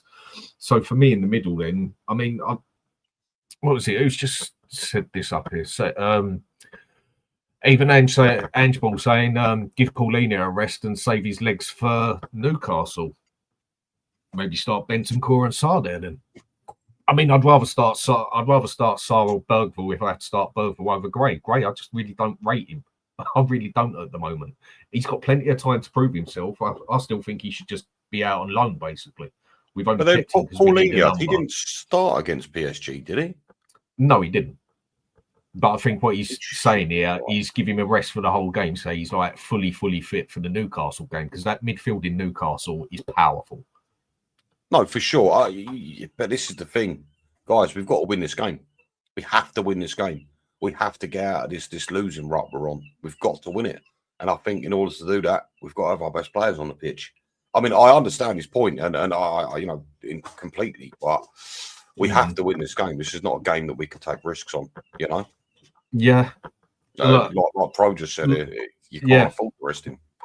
It is. Some of it is a bit of a catch-22 situation, isn't it?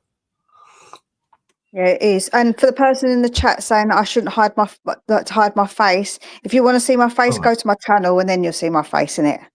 If you're really that desperate to see my face, if you're that desperate to see my face, it's a funny thing, isn't it, about people who want to see people's faces? I'm like, I'm cleaning and I'm doing 2 things at once as well. No, so you know, with that, I think what it is with that, Mia, is it's sometimes very, very hard to picture a person just by the voice. I've never seen Mia's face. A voice can be very deceiving as such. It's very hard to picture a person. Benji, you don't subscribe to me, mate. I'm disappointed. I was just about to do it. Save your ass there. Quick. No, there'd be nothing wrong when you see Mia there. She's cute. There's nothing wrong with that. And, I mean, no, I'm not. But I just think that sometimes it's not important to see my face. It's what I say that's important. Fair enough. But no, in that aspect, a voice can be very deceiving. You know, it's hard to picture someone sometimes just by their voice. And I know some people on here, when they see people come on without the camera, find it harder to take them seriously.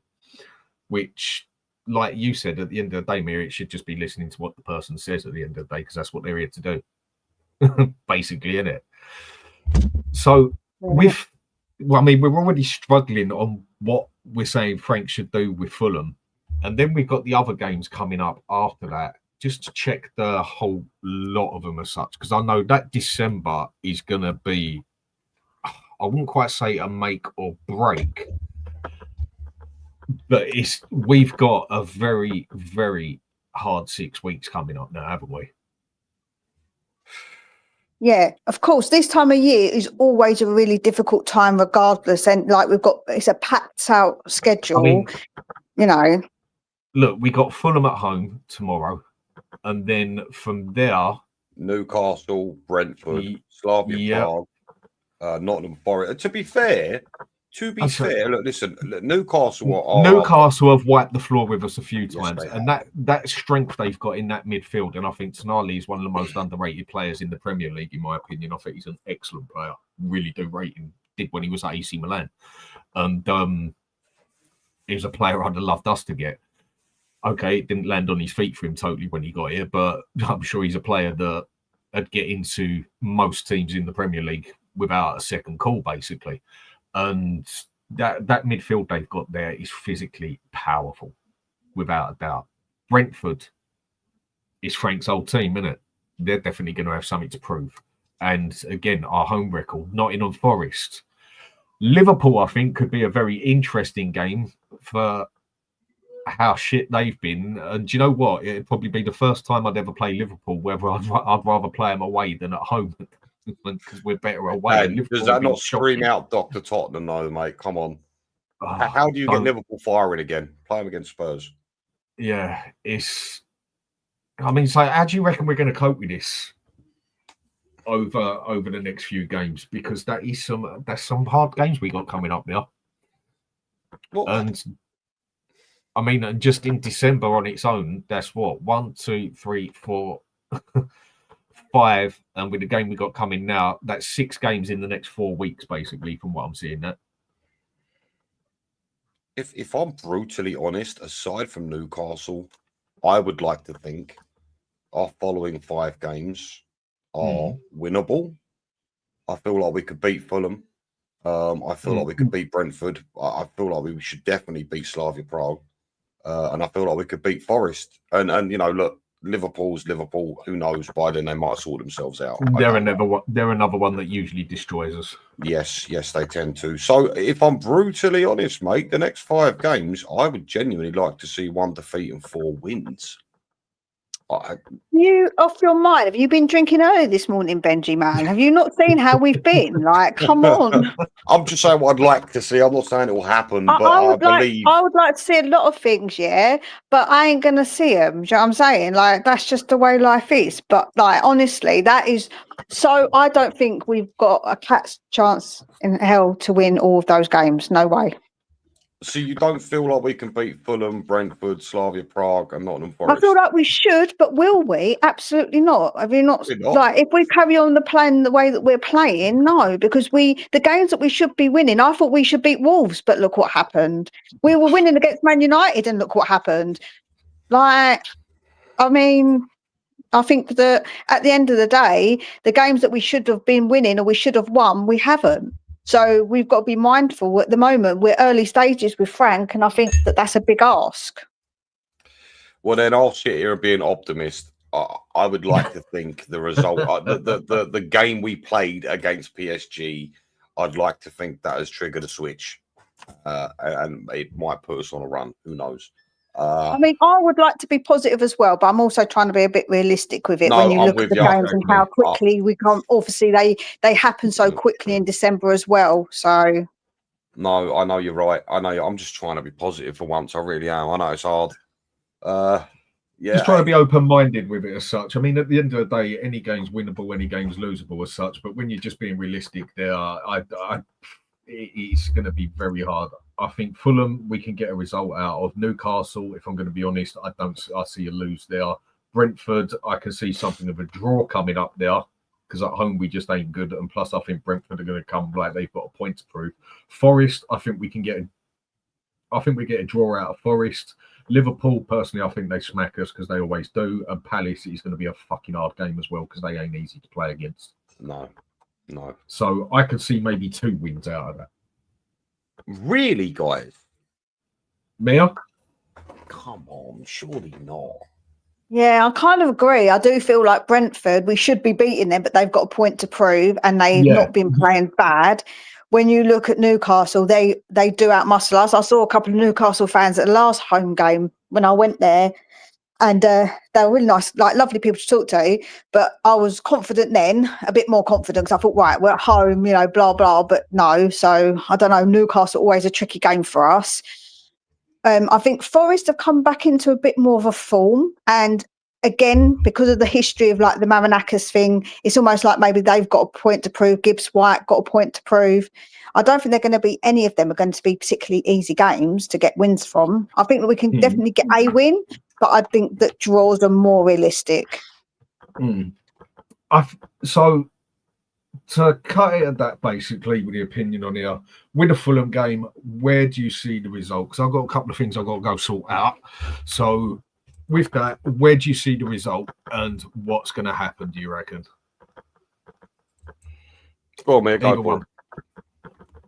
Sorry, what did you say? So I was listening. Basically with Fulham, what do you see in the result? What's going to happen? What are we going to do? How are we going to do it?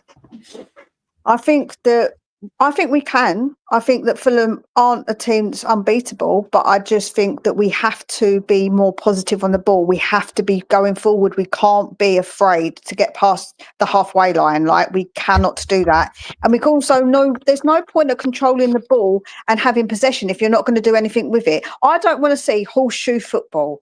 Right, I do not want to see that nonsense on the pitch. I want to see us driving forward, going forward, getting in the box, getting men in the box. Sometimes I look and I'm like, where's everybody? Where is everybody? There's nobody in the bloody box. What are we doing?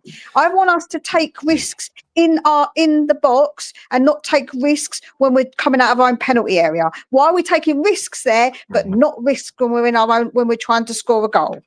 That's how I see it. We need to take more risks. Yeah, it does. It does seem that we've been playing. And this one, quick promo: 4 players out and 4 players in. I think that's just too long to go through that one, mate. That's the one I'll answer another day for you. Yeah, I do get what you're saying. I do think there has been a few times where we've played the game and it's more like he's gone on there not to lose. If you get what I mean. Not so much about whether it, as long as it ain't a lose, they'd be happy with a draw sort of thing. And there's been a few games where you're like, no, we should have gone for that more as such. And it seems like at home, he does go for more the I'm going to play not to lose as such, instead of going out for the out and out win. But do you guys feel like,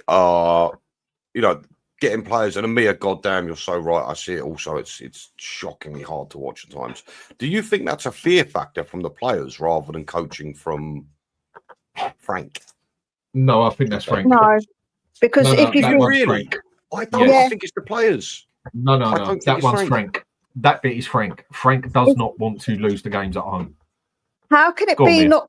How can it not be Frank when we were playing so ridiculously attacking with Ange? So obviously it's an instruction, no? Because we were playing one way and now we're playing the opposite, and that's got to be instruction. That's the only logical thing. No, that's fine. That's fine. Do you know what? Right, I'm that sad. I bloody watch every single press conference. I can't help myself. You know what I see every time we perform badly and sit back and aren't aggressive? Frank doesn't like that, and he stated a few times that's not what he wanted. So I hear what you're saying, but I genuinely don't think. Look, what manager is going to sit there and go, right, sit back, do not go forward? I do not. Listen, there's certain games that there might be a few that say that. I don't know, but I can't. Can you honestly tell me you can sit there and say that you think Frank has turned around, especially against a team like Arsenal, and said, just sit there, don't go forward? I think that's nonsense. He did, though, because he said he didn't want to go in at half time losing, didn't he? He said, I want to go in 1-0, or like if it was 0-0, that would have been fine. So that was obviously his plan. Because when we did get the ball, Benji, nobody was going forward. No. It was like we had to defend to make sure that they didn't get a goal. And you don't think that's fear factor from the players? Because you are right. He did say, if we could just have got in at half, and he was right. He said if we could get in at half time, level on the score sheet, games can change, because they were coming at us. They came at us from minute one. And he did say if we could just get into half, and a lot of managers say this, if we can just get in at half-time 0-0, Arsenal could be frustrated, and things change in games. And I just don't believe it was his plan to sit there and not have any offensive play. I genuinely, and it's just my opinion. I get that, but the whole point is you can't score a goal if you don't try and score a goal, because the fact is he said to be defensive, but he didn't set them up to actually attack. We didn't actually have any patterns or play or plan to go forward. So there's no way that he told them not to do that, because they didn't have no way of getting out with the ball. And when we did, we end up just losing it anyway. We end up kicking it long and losing it. So that was clearly the plan. I think that's a fair point, Mia. I think that's a fair point. And people say it's because we played three at the back that's defensive. No, three at the back you can play very defensive. You can play very bloody attacking if you know how three at the back works. Yes, they did push us back to a 5 at the back, but I agree totally with Mia. When we got the ball, we didn't even pass the fucking ball forward. I still think the best formation out of this team is a 3-4-2-1. It's a personal opinion, but we have got to see that properly. And when we did play that sort of formation, we didn't play the ball forward in any means or manner. I asked for 3 at the back, not fucking 11 at the back. And that's pretty much what that was, wasn't it, Mia? That was 11 at the back and no one pushed forward. That was the sort of thing you do when you've got 10 minutes left and you're 1-0 up, basically, where you just literally park the bus. So I'm with Mia. Or you're a man down, innit? When you're a man down, then you're worried about conceding like a goal. You know what I'm saying? What Mourinho used to do. Yeah, that's what it was like. That was absolutely atrocious and ridiculous. And you can't tell me that's not a plan, because I don't want to keep harping back to him. But when we played away, we lost 2-1 with Ange. And obviously the plan was to try and win the game, and we lost 2-1, but we tried to defend, and look what happened. We still got absolutely smashed. So for me, he should have at least tried to win the game, man. At least try. If we're going to lose, at least lose with style, lose with a flourish, lose with trying, man, not lose like and go out with an absolute whimper. At least lose with a bit of effort. That's it. I mean, look, let's not forget here, guys. This is Arsenal Football Club, and one of the biggest assets is their midfield. You've got to take into consideration that, regardless of the game plan, Arsenal just didn't let us do anything as is. Again, and I will say this, I'll die on this hill. I think that game in particular was on the players. I think what Frank's plan was, if I'm honest, again, this is just my opinion, he played 3 at the back. I think his idea was to try and drown out their midfield with our wing backs, because obviously you've got Zubimendi that sort of sits in, and then you've got Rice and Eze that push forward, and they're so dangerous at doing it. And I think the plan was, admittedly, to sit back at times and soak up, but I also feel like going forward, the plan was to drown out their midfield because of how good it is. It's a very, very hard line to break. Not to mention behind that line, you've got Saliba. The only time we even got forward in the game was when Arsenal actually let us get forward, for God's sake. But you can't sit there and tell me Frank made that decision. He even said afterwards, that's not how we wanted to play. He even said he was confident before the game. But then that's sort of contradicting what you just agreed with what Mia said to what he said. That he basically did say that he wanted to sit back a bit and just not be down at half time. No, but saying that doesn't mean that was the plan. All he was alluding to is that it would have been nice to get in at half time on equal grounds. And a lot of managers say that. We all know that one, innit? Yeah, but that doesn't mean that's the plan, though, Dan, does it? Just because a manager says it would have been nice to get in at half time 0-0 or 1-1, it doesn't mean he was, specifically saying to the lads, just sit back. There's no way that's what he's saying. No way. Don't get me wrong. You are against Arsenal, so there is going to be a certain level of pressure. I still think there's two sides to it. I don't think you can just put it on the players. I think it's down to the manager to motivate it as well. And if it ain't going right, it's down to the manager as well. I think that was down to both players and manager. And I think with PSG, down to both players and manager. Again, I know a lot of people ain't liking it, basically, but at least we walked away with PSG and we could have a little bit of pride on us that we actually tried to give them a game, basically. Whereas other ones, we just have not let them do it. So last question I'll ask them, what do you reckon the score's going to be with Fulham? 2-2 is my prediction. 2-2. Okay. Ben? I'm going 1-1. 1-1. Okay. What? Do you know what? Can I caveat that though? Go on. I don't care because, as far as I'm concerned, this season's written off. It's a look. We've just started under Frank.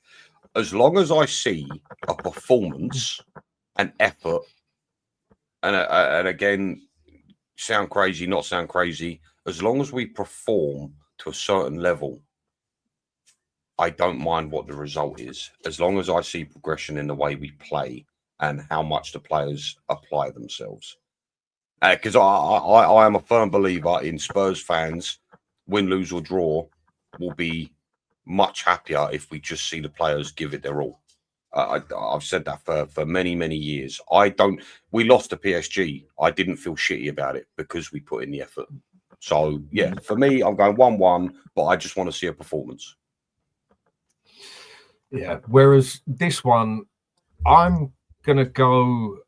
I think it's going to be a very pragmatic game overall. But I think we'll get this one 2-1. Why? Because I think some of the players are going to come out with a bit more, okay, we can put 3 past PSG. I think the manager has got a lot on his back now in the aspect of there is a lot of supporters out there who are saying basically giving the time, but there's also a lot out there where he's walking on thin ice with a lot of people. I think he knows he needs to win this game through and through, not go out and not lose the game as such, yeah? Like that even if he gets a draw, that's still going to upset a significant amount of people. So I think he's going to go more for the win on this one. I think we will scratch a win out of it. I think it'll be 2-1 to us, but I do feel it's going to be a very pragmatic game as such. I mean, what formation he uses, who he uses and whatever, I don't know. I think it's going to be a very rough and ragged game, very unpretty on the eye as such, but I think we will scrape a 2-1 out of it. Go on, See, what I would say is that I think at home, although fans are a lot more patient, when I go games, you listen to people and they're not as impatient. I do think there's a lot of people who will give him time, but I think that's where he's going to lose fans, because in that atmosphere, there's a lot more fans there, and if they turn on him, it's going to be a much more of a louder voice at the stadium. So he has to start playing better at home. Like, we just have to. If he wants time, he has to be more proactive in winning games and not reactive in winning games and thinking, oh, we're 2-0 down or we're 2-1 down, let's try and get a draw out of this. I feel like we have to proactively win games for him to get time, because I do think that fans will lose patience with losing so much at home and not winning games at home. You know what, Mia? Spot on. I just think you hit the nail on the head. Bang on. Because it's like I said, my phrase, dog eat dog world. Manager ain't going to get that sort of time. Yeah, maybe he should get more time. Yeah, maybe it should be, okay, he's only just started. But he ain't going to get it. And the supporters ain't going to give it to him, especially at home, when he's not performing with games at home and he's losing games at home, and we are playing that poor at home as well. He's not going to get the time. You don't get that time given to you as a manager on a plate, basically. Right, you've got 2 years to do this as such.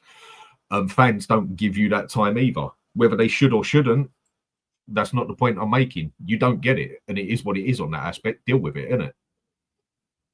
Well, yeah, it's the unfortunate thing with managing, isn't it? It's like, the thing is, you get paid the big bucks. You've got to obviously step up, and people aren't going to have patience. We didn't have patience with Nuno because we just thought it was just abysmal with the way we were playing. And so Frank has to, even if somewhat away, we do a bit more, be a bit more defensive, but we do have to at home be more active in trying to win games. So, and because I think that is just going to lose people are going to lose their minds with it, because going to games like that and you're not enjoying them and you're just like, what is this? And I don't agree with booing personally. That's not my thing, but people booing and getting frustrated isn't great, is it? Let's be honest. You see with the booing thing and that, yeah, quickly I'll answer that one then, yeah. You see with the booing side of it, during the game, no, I think leave it out, yeah. But when it comes to the end, and you don't think that team has performed, and you don't think those players have put the fucking effort in and everything, too right, you boo them off the pitch. Fucking tell them about themselves. You have every right. Yeah. They're getting, no, everybody's got a right to. I'm not. Listen, I'm not disagreeing with that. Say it's a negative effect or whatever, this and that. I don't give a shit in that aspect. Yeah, if you want sunshine blown up your ass 24/7 and that, but can't handle being told about yourself when you have a shit game and that, then you're in the wrong game basically. You know, you've got to take the good with the bad. You can't just have all the sugar and everything and that and expect it all to be good. And then when you just ain't doing it, expect no one to say anything. I'll give you an example. So the reason not during the game, I don't agree. Yeah, no, I don't. Like I say, personally, me, everybody's got a right to support the club how they wish to support. So I've never said that it's not like I think you shouldn't. I personally just wouldn't, because if you go to the cinema and you don't enjoy the film, you're not going to boo after the film, are you? And go boo. No, it's people don't know. A film doesn't cost you like 200-300 quid to watch. That's the problem. Do you know what I mean?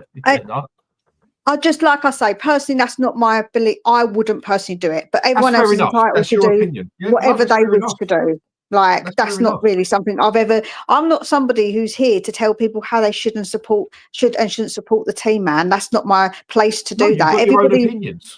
Everybody loves the club. I always say, right, it's like a journey. We've all got different paths. Some of our paths cross over, but at the end, we all want the same thing. We all want the same end goal, is for Tottenham to do well, even whatever way you choose, whatever path you choose to take, right, in how you support them. No, I do agree with what you're saying. I mean, it's like what the fellas just said here. That is exactly what I'm saying. Boo at full time, don't boo at half time or during the game. No, I totally agree with you there. Like, even when a manager makes subs and whatever, if you don't agree with them, fine, shrug your shoulders, whatever, and that. Don't necessarily have to clap it, but I don't think booing it does no favours. But at the end of the game, I've got no problem with players getting booed off that pitch.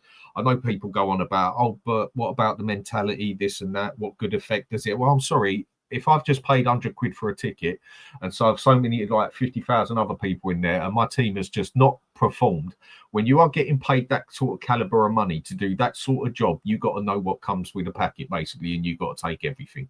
And you can't, and I think too many people just expect sunshine to be blown up their arse too often and don't like to hear it and get told about themselves. So, again, that's just my side of it. But I agree on the side of booing it during the game. I really don't see what favours that does. I mean, on my side of it, on that one, I think it also comes down to the mentality of the people, the players, whatever else, and that. Again, like you said, Neil, we're all different, yeah? It's like what I've said about collaring a player in public, basically, like saying on TV, like, I don't think he's performing. He's got to get his shit together as a manager.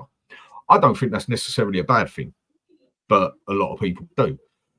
But that's only thinking of it from my side, because if my manager went and done that to me, or the fans go and boo me off the pitch, whatever, or the manager goes and puts it to me like he ain't performing, he wants to get his act together, I'm going to sit there, I'm going to sit back and think, you fucking prick, you know what? I'll sort you right out. Get me on that pitch again, and I will give it 110, 120% to prove him wrong. But that's just my mentality of life. That's just the way I look at things. I know there's a lot of other people who go out there and hear that and probably sit in the corner and cry. But I feel that's just the mentality of life we've got these days with a lot of people. But that's just a personal opinion. I do get how it has a negative effect as well. But again, like we said earlier, Ben, I don't think it always comes down to a kiss and a cuddle. I think some people just need a slap in the face and told to man up at times. But and this group in particular, man. Yeah. And other people don't like that opinion either. Again, it's each to your own. No, 100%. Would you agree with that, what I've said, Mia? Yeah, no, of course. And Joe, when you were talking about Thomas Frank earlier, I thought I would give a bigger bollocking to those players than what Thomas Frank would, man. I can't see him the way that he is. He looks like Joey looks like no one the teacher that comes in when your teacher's off, like a substitute teacher. That's what he looks like, man. He dresses like one as well, man. He proper reminds me of like a substitute teacher. Talk about judge teacher. a book by its cover, you two. What's about you? You could be a demon for all you lot, no? Go on then, Mia. Last question I'll ask you then, yeah? It's just about to go off in the pub then, yeah? It's just about to kick off. Right. Who do you want standing next to you for the fight, Ange or Frank? Ange, of course. Listen, I'm going to one because he's Greek, and I know what Greek people are like, innit? We've got fire in our bellies. Yeah, we're not. Off, Mia. We have, man. Mate. Just admit it. You're just wrong uns. We're just wrong. It's like, cool, man. I think, he's got something in him, innit? He's going to smash plates over people's heads, man. He ain't going to give a damn. Yeah, 100%. You don't want Frank. Frank's going to be just like being like, come on, boys, please play nicely.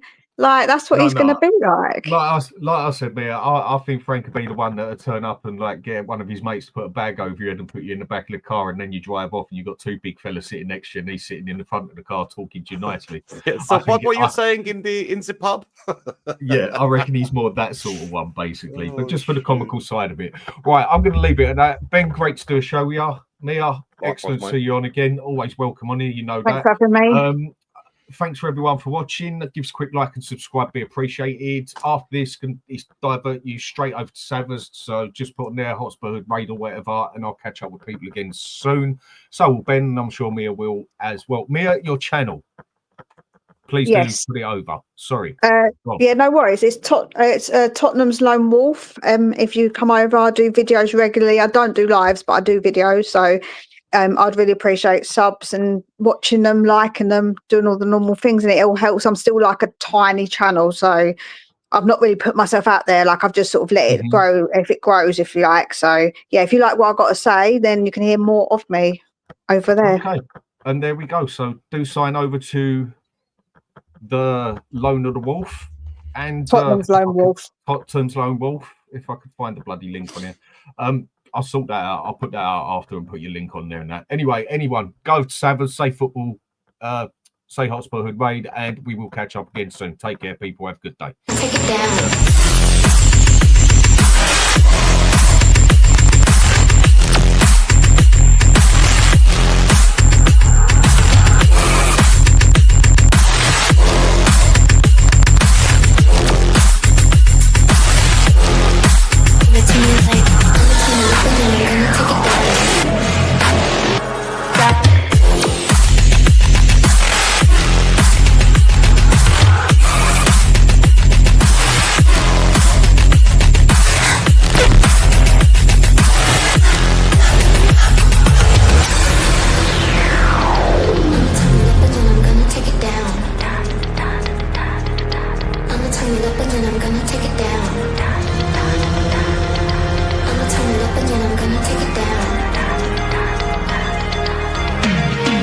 Give it to me like